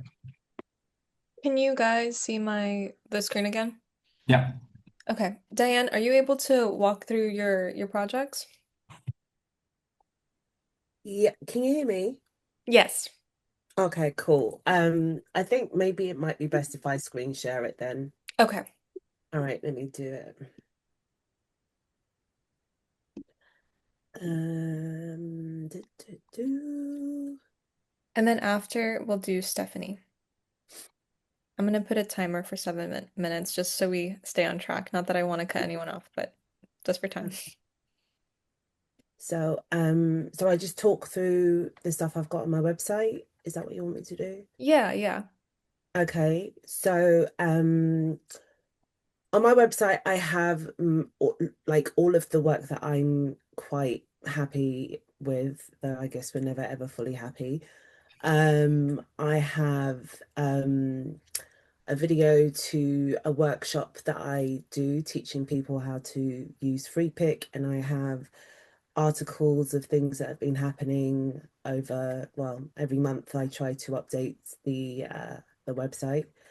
In terms of the work, if I click on projects, I have different types of work. So obviously I've got my workshops and I've got my AI kind of music thing, and I have the visual stuff that I've created. For some weird reason, I don't know why this is not showing up with all of the work, but when you click on a project, if I click on this one, it will have my work, it will have some metadata in regards to what the project's about, the tools that I've used, and a little brief description about what the project is about, and a few screenshots from the project itself. I also have obviously a list of events that I'm kind of doing, but that's probably not that important or relevant to what we're talking about. Is there anything that you want me to show in particular? I think this is great. Like if this is all, yeah, I mean, this is already so much. So Nicholas and David. I think Diane should build our portfolio. I mean, what he wants to say, it's amazing. Yeah, I don't honestly. know what to say. Thank Yeah, you. but I yeah, do I I think do have a background of being a web designer. So I was a web designer before I used to do any of this. So that might be a little bit of a thing. But yeah, my thing is just really about trying to show people just the stuff that I'm proud of, the stuff that I like, and stuff that's going on with me Yeah, on outside of just me making stuff. I feel like you have a very complete portfolio on your website. If you have any questions for them, really, you can go ahead because if they have nothing to say, it's great. I have a So I question for have you, Diane. Oh, sorry. okay. I have one question, which was about there was a comment that was made about not slightly being put off when somebody calls themselves not when someone calls themselves, but there's a slight apprehensiveness of talking to someone if they only see themselves as an AI film director. And I was wondering, um, is that for a specific type of work? So, for instance, if you're specifically looking for someone to do commercial work, is that why that phrase would come up? Because for some other companies, um, labeling yourself as well, not necessarily a filmmaker, but if you have the ability to tell stories through your filmmaking, that's something that they're definitely looking for, not just someone who knows how to use the tools. So I was wondering about what that meant, and yeah, that really was it, really. I think with that portfolio, I think you can call yourself a Coca-Cola can and people will invite you. I don't think it really matters how you phrase yourself because I think it just speaks for itself. Right. Okay. Yeah, and what I I what think I really just what we said about presenting yourself, I think this is just, and again, we talked about the taste. I think you see a product, but you also see how you present everything around it. Obviously, you have a background. in web design, but I think I would know about it and I would think, okay, this whole build-up is working perfectly together. So I'm really impressed, honestly. I think this looks amazing. It's really amazing. Um, I don't know, like we are talking in portfolios, like special portfolios, but what I feel is, and this sometimes is also the hard part, maybe, is actually like creating relationships in the industry. Maybe I think this is also this is something I personally recognized over the last years. This is a huge quality, obviously, as a company too, that you actually get in contact with people and then that you are part of the community in general. But what can we say about your portfolio? It's amazing. Yeah. Yeah.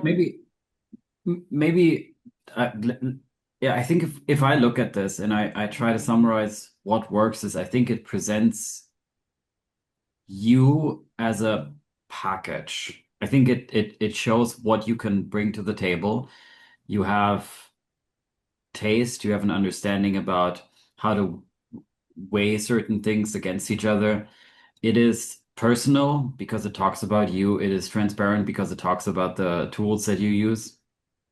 Um, it shows how well you're connected in the industry. So I think it just answers so many questions that you don't even have to ask a question after that. But I would ask as one thing, what is like even what would be what role would you apply to? What would be what is your like what do you want to be part of a specific piece of like do you see yourself as a specialist in a specific part of it? Or is it more of the like is it a creative director or is it what is where do you see yourself in the pipeline, so to say? That's an interesting question, because I think it's not necessarily where I see myself, it's where I want to be and where I am currently. So currently I work for a company that allows me to, well, basically pays me to create using my own vision. I am the creative director. I'm the person that writes the story. I'm the one that creates all the characters and generates all the images. And I create original works for the company, but it's all based on what I'm kind of thinking about or what I want to tell. Obviously, I have a, somebody above me who kind of approves everything, but this is an ideal work situation for me.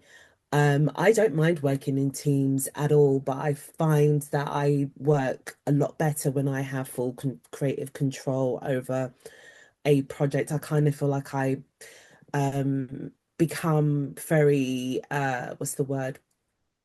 I become I start to lose love in AI when I'm kind of treated like a um I can't even put it in a clog, and I don't want to offend anybody by saying it, but it's like um I don't mind being a part of a team, but when we're constantly having to churn out stuff which I don't feel any emotional connection to, that's where it starts to become a little bit difficult for me. So, and I think working as a web designer for like 15 years, where after a period of time, it really just got to the point where it was very dead to me. Nobody got my best work during those years. So for me, it's about trying to make sure I keep doing the best work through think like being on projects that I really, really enjoy and I love. Yeah, that's great. Also, your portfolio is you have so much amazing work, so very impressive. Thank you. I Well, want to just oh sorry, No, go go ahead. ahead. No, well, go well, ahead. I want to I want David to speak, but I just want to say something really quickly because I was the one that said not looking for the filmmaker. Not those guys didn't say that, so I just kind of want to respond to that. Diane, first of all, beautiful, beautiful work, and My question kind of is exactly what you just spoke to, which is we're often looking for people who we will tell what to do. Yeah. And if they're not interested in that, we don't want, it's so that I'm trying to look for people who might not, who are going to do what we kind of ask them to do, and that might not be what you want to do. So we kind of want to know what you want to do. I mean, it sounds like you've got this incredible job where you get to come up with whatever you want to make and make it. So why in the world would you look for creating a commercial for, you know, you know, pay by the hour or the day? Mm. I think that for me, before I got this job, I really just wanted to get into the experience of working in an agency. And like some of the things that David was talking about in terms of like, making sure that you've got consistent characters and your face is the same, and just the absolute intricacies of working in an agency. Because when you're working by yourself, you can let things fly, you can let the extra finger going because it's just you, and but then when you're working for an agency, you're very much there's a much more stricter regimen to how you work, and that kind of enticed me into looking for work in that aspect because I thought I would like to gain that experience. But ultimately, outside of gaining that experience, I still want to be able to do my own work and get paid for it. It just happened the opposite way, whereas I ended up getting the job where I'm doing that, and I haven't really got that much agency work experience. So, but I still would like to have that experience because there's when I'm looking at people online and how they talk about some AI work, there's things that they spot that I've never spotted before. And though that type of eye is what I would really like to I would like to learn how to gain an eye like that. So then my work could also be as high class as what they talk about. So yeah. I love But that. I think it's really interesting because there are different challenges. And I think because personal work, I totally get what you mean, Diane, but I also get what Elizabeth is talking about because I think this is just it's um it's not about like in my daily work, it's not about my style. It's about a style that is required. I know that this is limiting you, but I think we can encounter still something like in it. So I really like, even though it's not maybe the result is not mine, like the the direction comes from the client, but still you can put your like my personal belief is that I can put my passion into it and adapt to it, and this is a skill too. So I think the skill is that I actually don't because some you understanding what someone wants from you and respond with like with a product is also a great challenge that like me Yeah. personally makes really happy, honestly. I know that it's and sometimes it even helps like because you have to put other skills into it. It's not about like I said, if the car is not driving left in your video, it's my video, then it drives right. It's okay. But if the story is given and it has to go left, okay, now the challenge is there. How do I get there? And it's this specific car from the 60s. Okay, now it's getting more tricky. And I think this builds skill. This builds up Yeah. more and more skill. And I think this is important. Um, 100%. Thank you for so that. I'm so sorry, guys. Because I want you guys to have time to ask questions at the end. Stephanie, could you share your screen to show your portfolio? Yes, give me a second. Where is the share button? It's And right. congratulations, it's really cool what you're doing. So I found it. Thank you, Stephanie. So, okay, wait, I have to do the whole desktop. Okay. Do you see? Yep. Yes. Great. So, I don't have a proper website like Diane has because there's too much going on. And so this is the old website that I had because this was my film production company. So this is just like a collection of the best that I have been doing the last almost 20 years. So it's all about commercial and explanatory videos and image videos, and also like music and a little bit of art stuff what we're having. So this is usually something that I'm kind of bringing along when it comes to demonstrating the skills. And during the Corona time, this company crashed, and I jumped into this project, which is the Avant-Garde. And so I co-founded it with several friends of mine. And Avant-Garde is like a collective of several artists who deal with new technology and try to unlock it from several angles. This, for example, is from one of our people, because he was training like Baroque music and trying to figure out like what he can do. This is something that I did. It was like a commercial for a zoo in Salzburg, which also kind of got awarded in the end.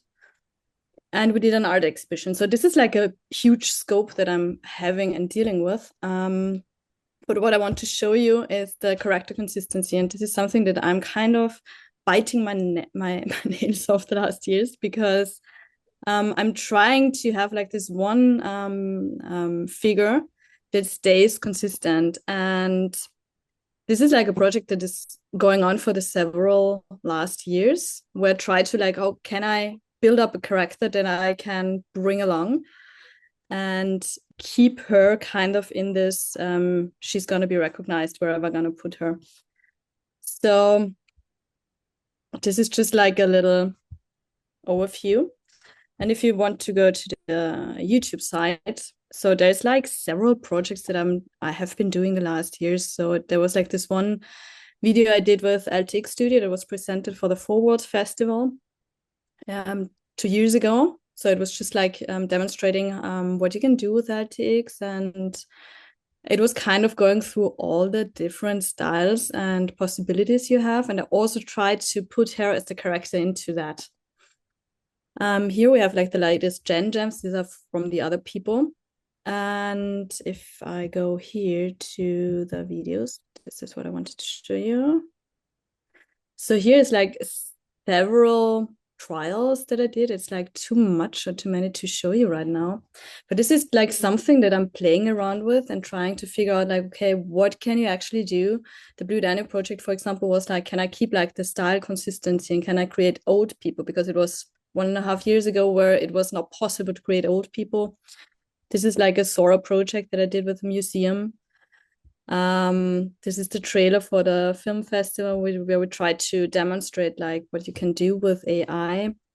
Those three preferences were actually clients' works, and this was done in autumn 2024. Four, sorry. It was like state of the art.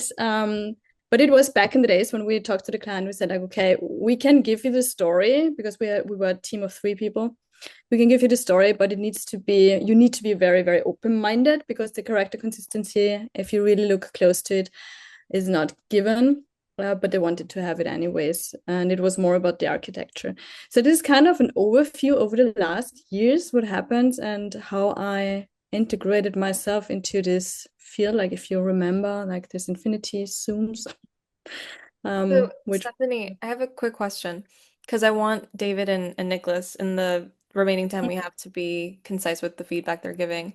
So it seems like you already did client work. So I forgot how David asked Diane this, but like, what is your ideal role, or like what would you like to have more of? Like, is it more client work? Do you want to do more like commercial stuff, just so that they can have better perspective when they give feedback? For me, it's more like some certain challenges.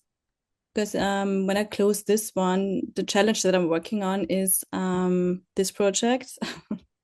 So just to give you, because what I'm doing all the time is like trying to make, because I'm doing some workshop as well and trying to explain the processes and the workflows to the people.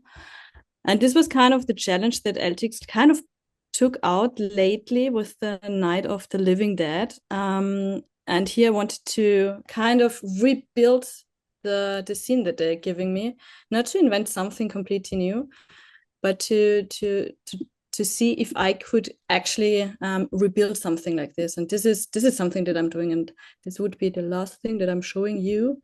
And you can please grill me on the character consistency, but it was the best that I could bring it to. So it's just 1 minute and then I'm done. Maybe we better take some food. I'll see if I can find some food.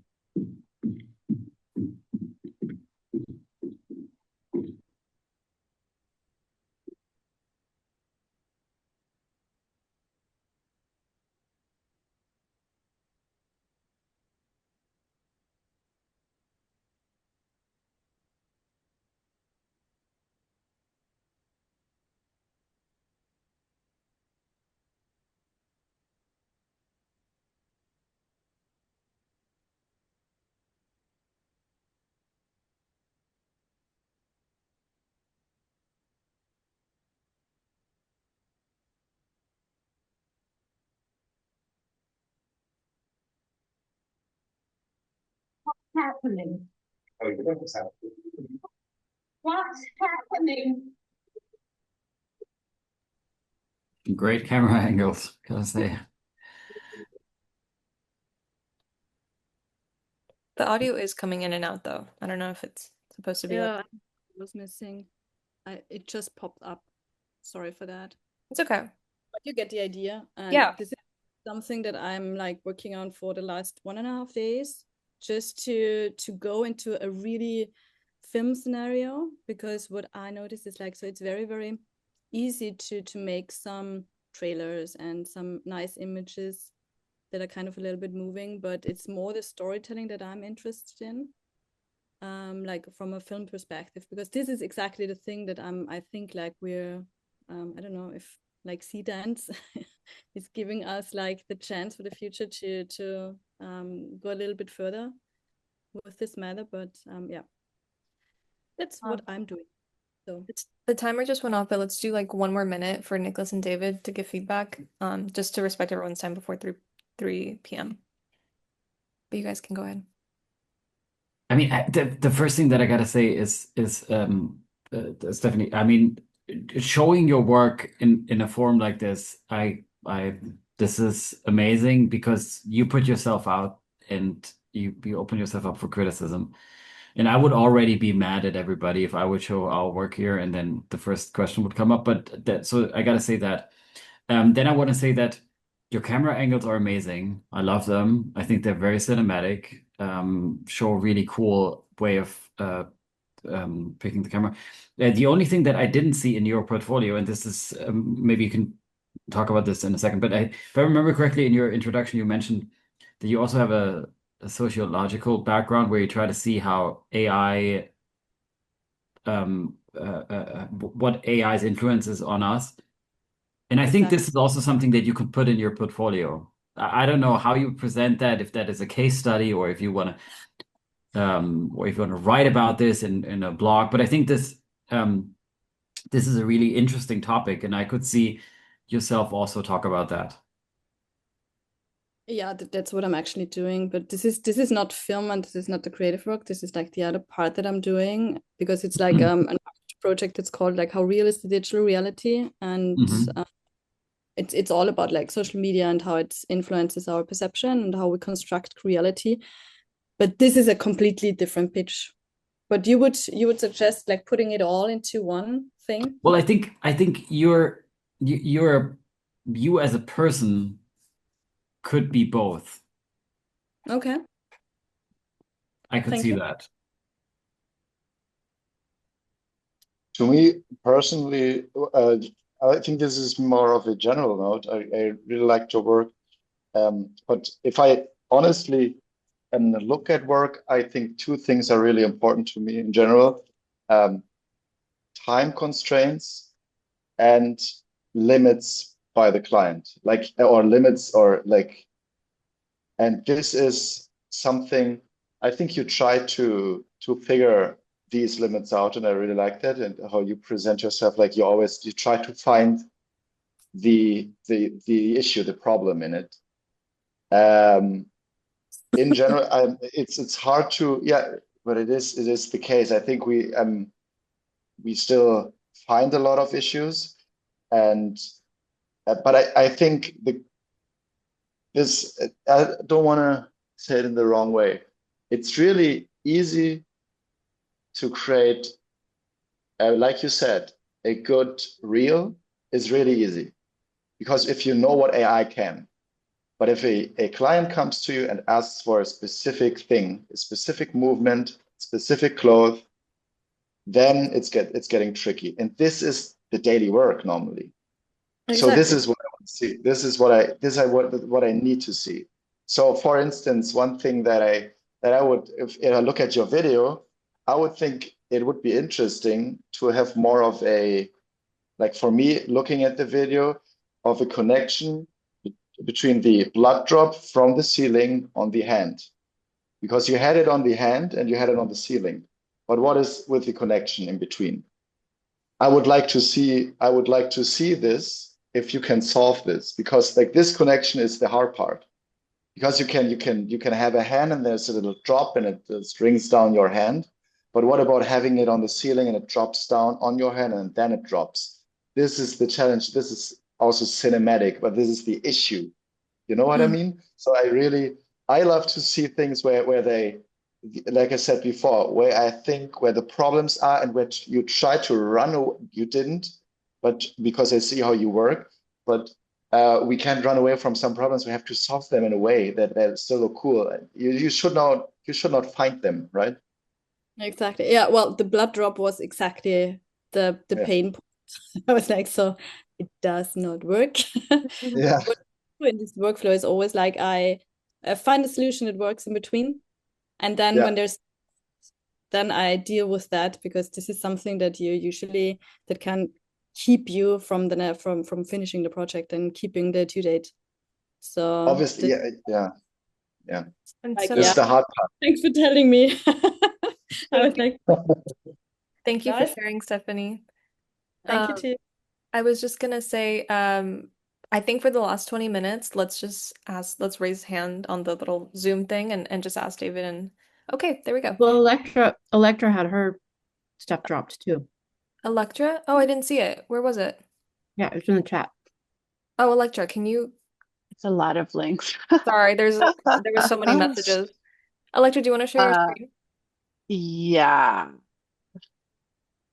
Sorry, there's so many messages. I got lost in it. So here. Electro, are you using a regular mouse? Because it's interesting how you hold it, but it's being blurred. No, it's Oh, it's a a trackpad. flat. Yeah. Ah, cool. Um, okay, so basically, I think this is it. Okay. I'm in the middle of a transition. So please like don't judge it like it's finished, but more like I need help figuring out what to do because I'm in the middle of vibe coding a new website. So just for context, right now I'm basically sending people to my Instagram because it's the one where I can update the fastest. And I just like finished updating, like redoing my whole Substack presentation, which is, I mean, like landing page is for it to look more like a magazine. And this is where I talk about my workflows, my behind the scenes, my different projects, what the industry is doing. I spotlight with interviews with people. So I'm really proud of like this, which is more like as a thought leader, like what is behind my work. In December, I spent a lot of time doing this reel, which feels already very old. Yeah, I And know the so, problem. I hate oh it. my It's God. always this. You have to do your reel pretty much every day. Yeah, and It's so I was so frustrated because I started getting some potential new jobs and I was embarrassed to sh like not embarrassed, but I was just like, you can see my reel, but I I feel can do you. much more. And Yeah. so I've been testing C Dream. So I literally, like, created in like a few hours a new reel, just to show like the possibilities of, you know, what I could do. But it like with all the feedback that you guys shared today, like I know that I can do better, and I can like show consistency of character, of location, of style. But I wanted to show like the majority of the potential client work is like, you know, can you do nice stuff that looks realistic? So that's why I just put this together. I didn't even like put it on Vimeo. It was just to be able to show for a specific few clients that were asking stuff. And so part of the problem of like what I built this website like when I first started AI like 2.5 years ago with Durable, and it was also done in a few hours just to put something out there. And even like these stills were done like 2 years ago. So I've only been able to like update it literally with a few recent videos. And then what I do, which is the filmmaking, the consulting, and the workshops, I teach a lot. So I was like featured on Swiss Public TV. I did some advertising, but it feels like all over the place. And what I was like, what I guess is really, you know, I did this website, like I had an actual website team do this crazy website for all the documentary work that I did over the course of 10 plus years. And it's like very organized, and you can see the range. It's like organized by documentaries, branded content, and everything. But it feels really old because it's, even though I still do some of that work, all of my focus is on AI. So that's why I'm in the middle of like redesigning a whole new website that can be a sort of rebrand and tell the story in a simple way of how I have this documentary background, but I have also the, you know, the new. And then what I've been also doing is sending people to my escape channel. So according to who the client is and what the request, the potential request is, I just updated my, just a second, because I didn't have, I just updated my escape channel with like my top like 4 jobs. This, like that specific film was, I won an award for as like the best oneer. So it shows like technical, you know, the technique of being able to do all in one, and consistency of place and location and everything. This Mama Robot is very experimental that I did during a film lab.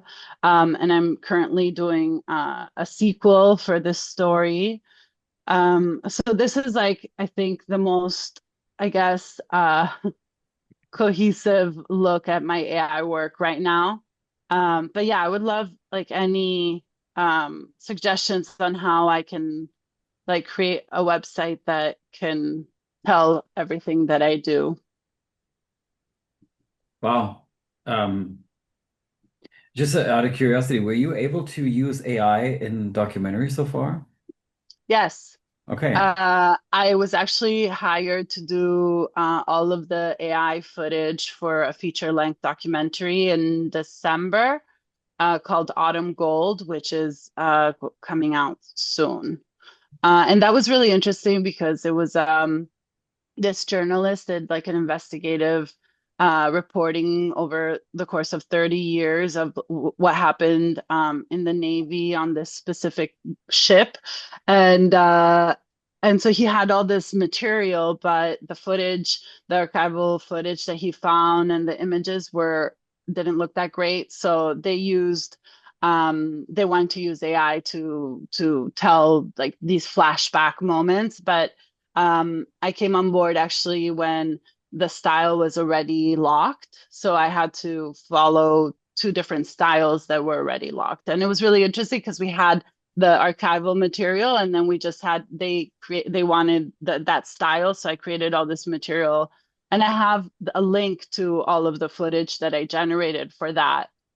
But I haven't released it yet because the film hasn't been released. I mean, kudos, because David and I also worked on a couple of documentaries, and it is very hard to introduce this. I don't know if I can call them a scene to AI. And I mean, wow, that you were able to pull that off is a tough one. I think I only have one general feedback. I think everything looks amazing, and I think what I especially like, and but I think that's just the nature of the beast, is that you present yourself a little differently when you present yourself as a documentary maker, or somebody who is working in AI, that's cool.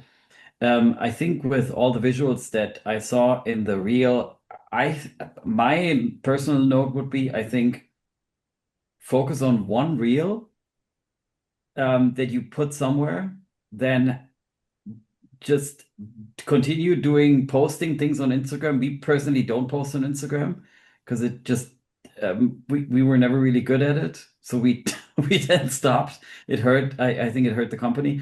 So I think just continue posting on Instagram. Have one cool reel that you update, I don't know, every 2 or 3 months. And I think then I would just specifically apply to certain jobs where you then show projects that solve what they needed on the job. But I think the only thing you need right now is one reel that you love. And you probably loved it in December. Now it's February. You need a new one. Yeah, and I love what you guys were saying about, what was the problem and how you fixed it. Because that, I guess, ties more into my documentary storytelling, like being able to create maybe like a reel where it's actually a workflow behind the scenes and then shows what the problem was and then how you resolved it. Is there any question? No, mine's not important. David, you go first. No, if it's about this topic, then no, it's not. No, it wasn't a topic.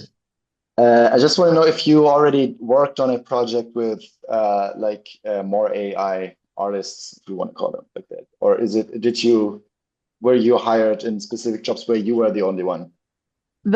In the feature doc that I just mentioned, I had an AI artist, like assistant. And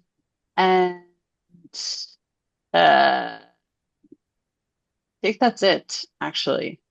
I've done most of the stuff on my own, and yeah, I mean, I've always worked with with other people on crews. So I miss that. I feel like it's a very lonely job right now. Yeah, that's what I thought when I saw your work. You solve all these problems, and I really like the idea. I don't know, we are not there yet, but I like the idea of obviously now in the future we will have bigger projects probably because we get into an industry that is opening up more and more. So I think the teams will get bigger and bigger, and obviously then we have we create a structure inside of our pipelines and workflows in AI, and this will be interesting where you want to position yourself in this workflow, right? If you do you establish these workflows for the companies? Do you do it on your own and have a team that is working it? I think this is so interesting in what direction we are, because now we see a lot that there are smaller jobs that one person to maybe two take over, but in the future we will have maybe a team of 15 working on it. And then it's getting interesting, I think, how we solve this issue, how we solve the problem in general, and how we structure this, because VFX and filmmaking, they did it in the past, and we have to find a way how we do it from now on, I think. So and one thing, you have great, your headphones are beautiful. So because I think you have mine. Yeah, they're the same. Nothing. Yeah. Yeah. Niklas, it was a Christmas present from Niklas. So yeah. Good taste, Niklas. Yeah.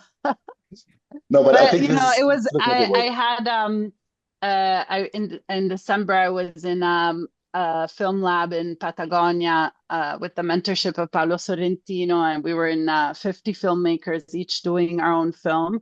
And he basically forced me to do a fiction film because I immediately like would have done a documentary.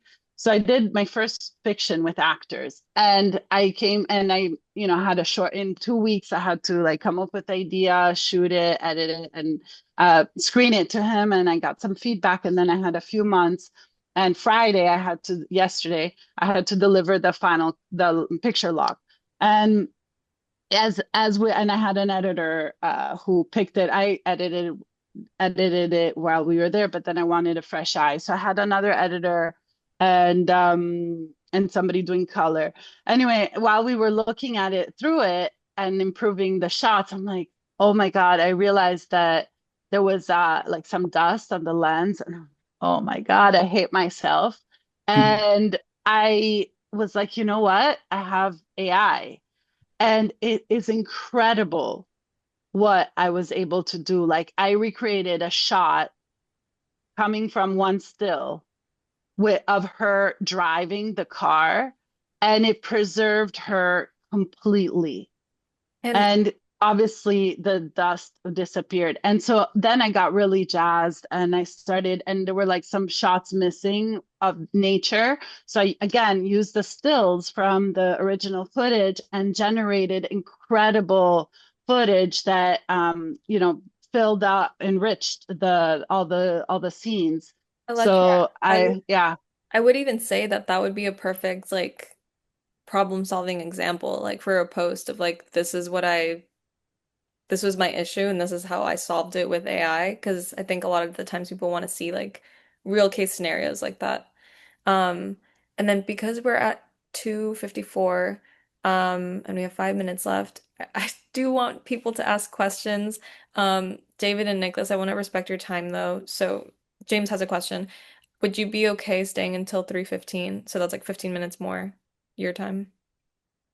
Yeah, of course. I mean, you would need to renegotiate with our agent, but I mean, you have her number. Okay. If it's, I maybe have to hop off 5 minutes before, but I hope that's okay. Yeah, just a Niklas will couple. cover. Okay, awesome. Just a couple minutes, just so they can ask questions because I feel bad we went over time. James, you can go ahead. Hey there, guys. Thanks. I appreciate all the input and feedback you guys are giving. It's awesome. Really good. And sorry I'm not on camera. I'm driving right now, so you'd be staring at my car roof. But the question I have comes down to around, I didn't see it really on the timeline. So what is your workflow? Like typically, I mean, I've really focused only on ads, commercial ads or explainers. Is really the niche, the vertical I'm going into and not going into, and I work inside of.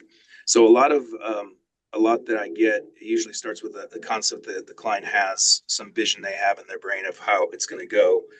And then at that point, most of them I've been getting are speaking parts. So they're not commercials where they just have a narrator over top doing dialogue. It's actually multiple people speaking. And then, you know, specific characters maybe they want to use. So what is your workflow that you use to do that, not only from idea to story creation to then client approval for the dialogue, client approval for the character locks on each one. Just be interested in knowing how you guys address that.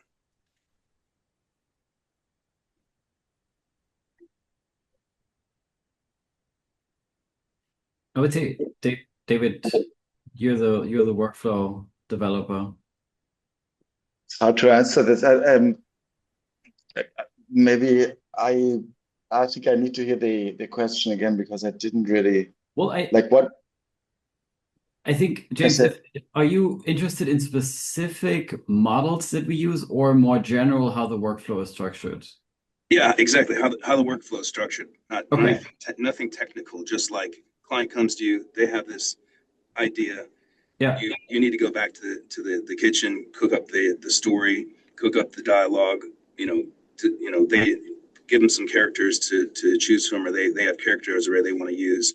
And then again, more specifically, with the dialogue, because these commercials usually have speaking parts in each one, as opposed to being more simple where it's just, you know, camera angles of the car or of cologne or whatever it would be. So what's the workflow you use for your internal planning? And then I guess along the way for me, I go and get approvals at each checkpoint before I even start. And of course, then I saw your workflow that you had there with the client. Says that then now you have your storyboard, you show your frames, that kind of thing. So just backing up, I don't think we just, I guess what do you use for the portion client knocks on your door? I think 70% of that workflow is usually developed on the job. So we have a basic understanding, and it all feels very easy when we start the project. And then we run into so many problems that we constantly adapt.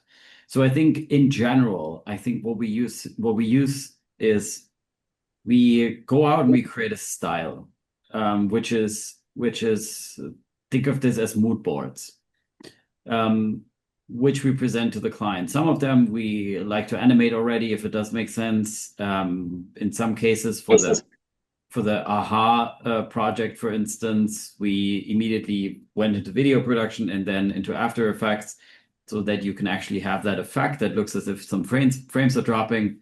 So there's already some post work, but the idea is basically just do you like that style or not? Then from that style, we then go into the production of the easy shots. So those are all the shots that don't have character consistency and no dialogue. And then for the complicated shots, we then usually create a workflow. So for instance, we create a LoRa, build it on characters. Then we have a consistent character, create still images with the consistent character, and then bring them into animation. Then it depends on what the client specifies, what we can use.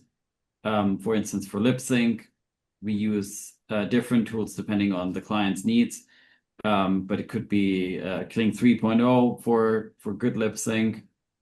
And then the best approach so far when we receive voiceover from a client is then to iterate until the voiceover matches the voiceover that we receive from Kling.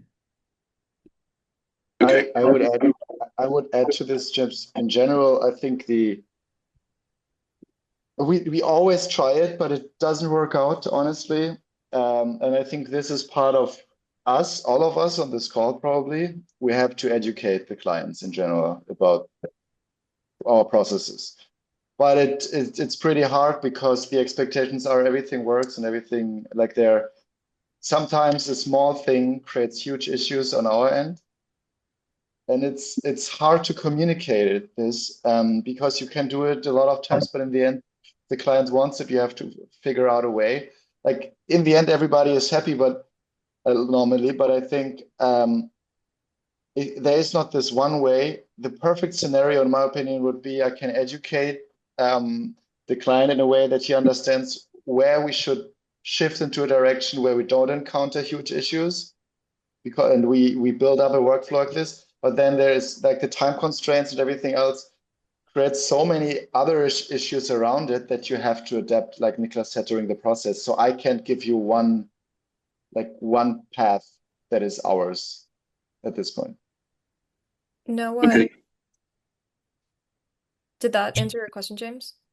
Yeah, and pretty much. I mean, it's the same challenges that I'm having at the same time. Steering. They'll want to do some crazy acrobatic thing, and realize that either that's going to be really easy to do or really hard to do, which then affects the outcome of the budget and timing. So that's how I usually address it. So I was just wondering if you guys had a similar flow or had some other shortcut or secret. So that's cool. Yeah. Yeah, I would love it. Yeah, it's hard, I think. But it's so interesting to see where it ends up, because I don't know what clients think, but sometimes it's like probably you can do everything and it's easy and it's cheap. So this is at some point, sometimes this is the main idea, and this is obviously not the case being on the other side of the table. And, yeah, trying to figure out how to solve it. Awesome. Thanks, guys. So piggybacking off of James's question, and kind of the initial part was about going from like idea, and the workflow, I think we kind of picked up on script side, but when do you lock the script? Do clients like to iterate off that script, kind of want to start showing them content, or is it very, upfront, it's kind of set in stone? I would say never. The script's never locked. Yeah. Yeah, it's never locked. Um, It's never locked because it's as a we try. Sorry, Niklas. We try to lock it, but it's never locked 100%. Yeah. Thank you. Any other questions? If nobody has any, I mean, I love you guys, so I have lots of questions, but I can ask you on the side. I did want to just take an opportunity because you guys are really an agency looking to hire artists to satisfy kind of client RFPs, or not RFPs, but client work. Is it okay if I just ask Elizabeth, who is kind of the client here, in terms of what she's looking for from a portfolio perspective? Because it does feel like I did work for an agency at one point in my life. I hated it. And so like what I wanted to say to you, Danielle, too, is like it's admirable that you want to have that experience. I think the only thing that I would say to you is you have a very, if I would look at your portfolio, you would be, to me, the equivalent of a Christopher Nolan of traditional filmmaking, meaning you have a very specific style that you know whose work it is just by looking at it. It doesn't matter if it was anime or animation or live action, like you have a very specific style. So to me, that's like a traditional director. But the agency work is like, from Elizabeth's perspective, Elizabeth, are you like, you're representing Coca-Cola or a studio within Coca-Cola that is one of the oldest brands known to man, and they have probably 100-page brand guide.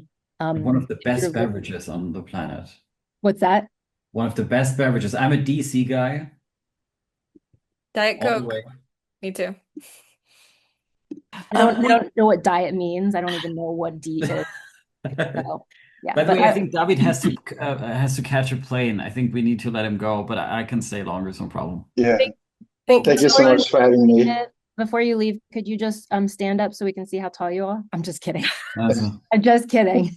I'm just kidding. Oh, Niklas sometimes asked to take my shirt off, but thanks that you didn't say that, Elizabeth. So bye, David. Thank you so much.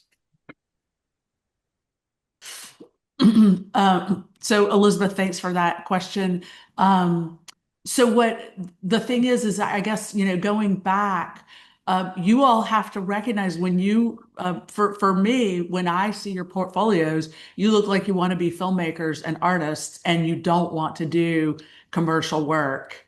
And so so sometimes it needs to be communicated that you want to do commercial work. You want to do work for hire, to Elizabeth's point, and not everybody wants to. And so my assumption is that you want to be filmmakers, and you're not wanting to do, commercial work. And, the prices that were thrown out are pretty realistic. So like if we're looking for you to be a one-person show, it's not going to be $50,000. And a lot of people think that, oh, it's going to be something for Coca-Cola. And remember, I'm on the low. There's a lot of studios at Coke, and they do a lot of different stuff. And to the point where you all are talking about the different models that you use. All of that is all the risk is thrown onto the artist or the people that we hire, so that it doesn't fall onto Coke. So you notice that Coke used Secret Level to make their big high-end commercial, so that they will get hit if they use the models that aren't approved, because what's approved in Coke is very, very limited.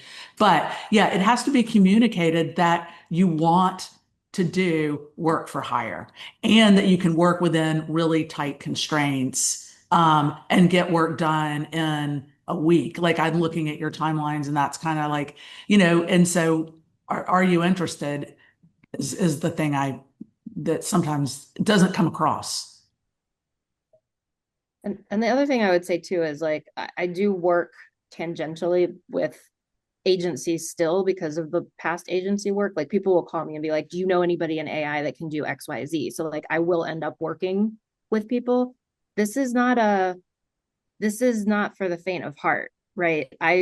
There I did a big, one of my clients had a big ask when VO3 just came on board. It actually, I don't think did come on board yet, but it was like we stayed up for 3 days straight.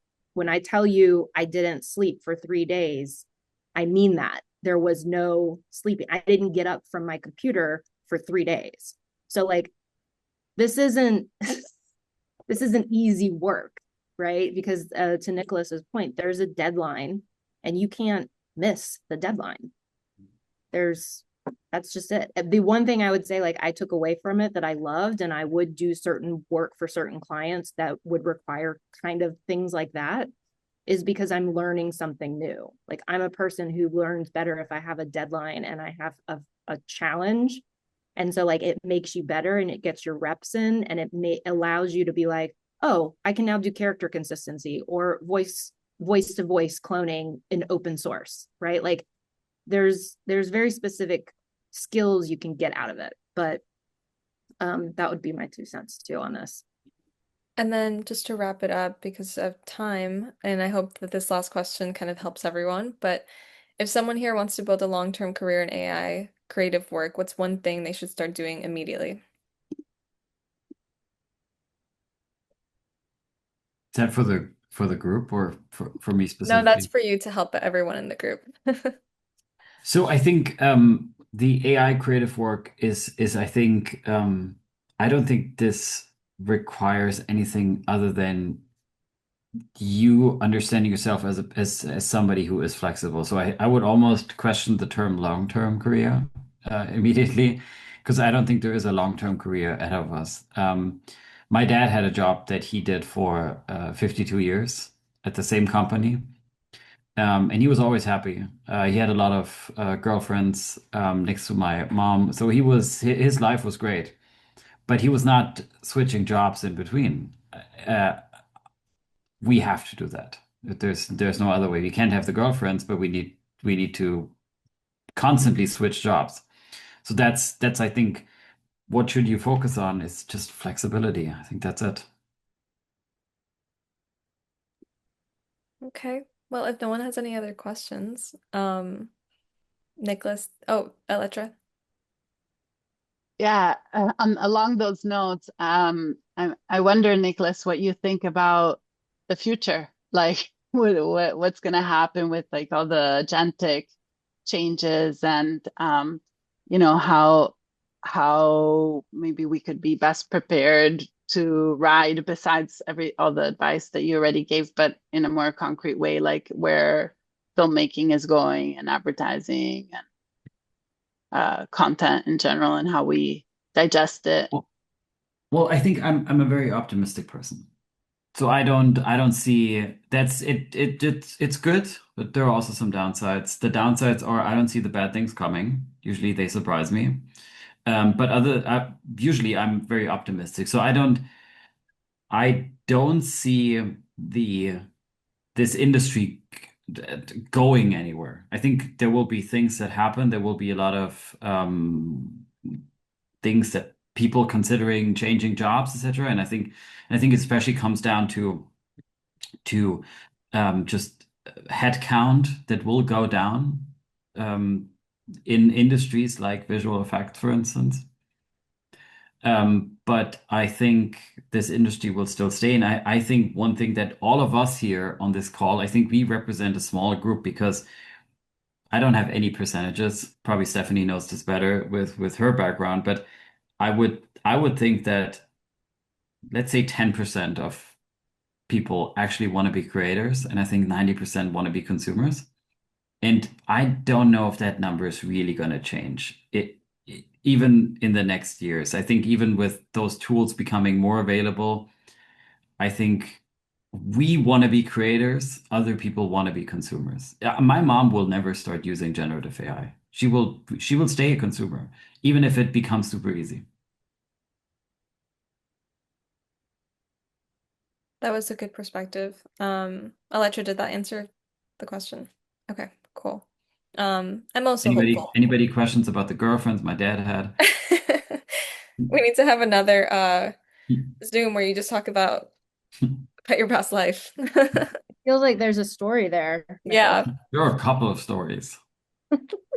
You can tell them with AI.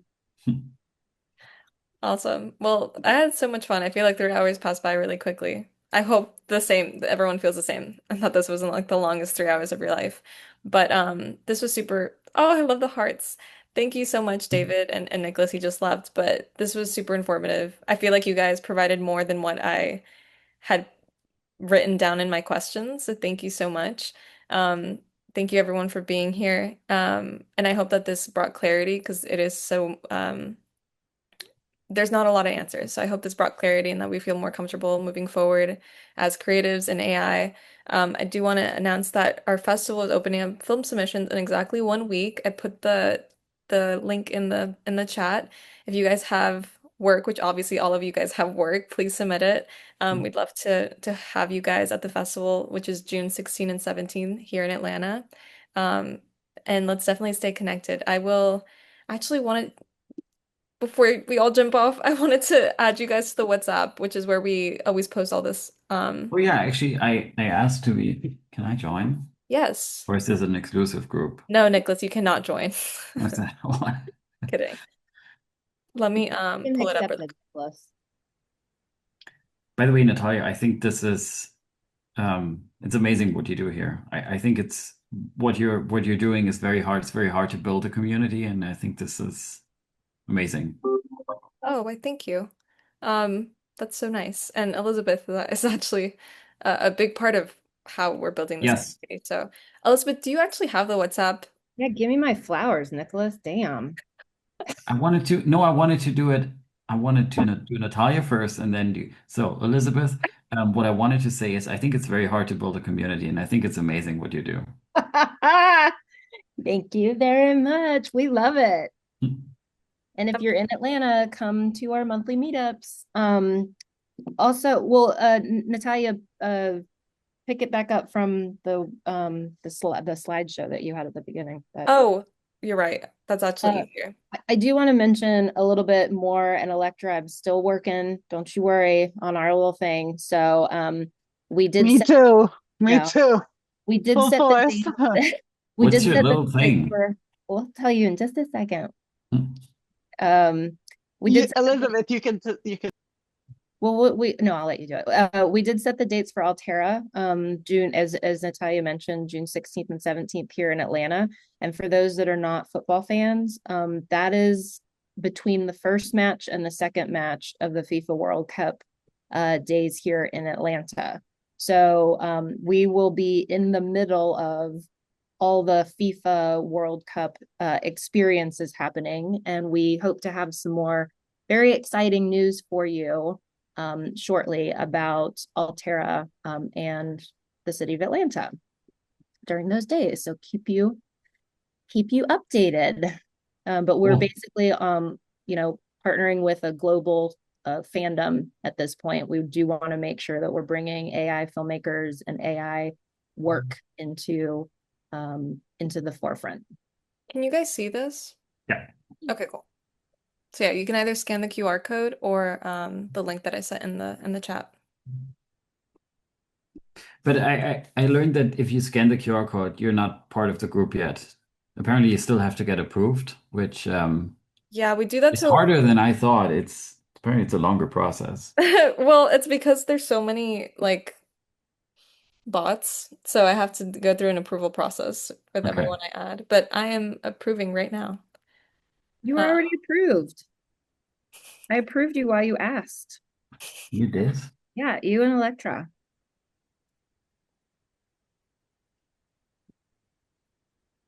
Okay, apparently I'm approved, yes. Okay, awesome. I make such a crybaby, amigo. Yeah, now that we know that's your trigger word, apparently. Yeah, now that we know, we're gonna end our emails. Bye, amigo.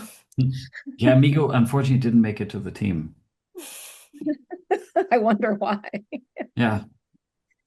Well, we really appreciate you guys. And I want to thank Natalia for working so hard to put this together and having the vision for doing it. Thank you so much, Natalia. Well, thank you. I hope we all got value from this. I know I learned a lot, so I'm thankful for them saying yes to talking to us.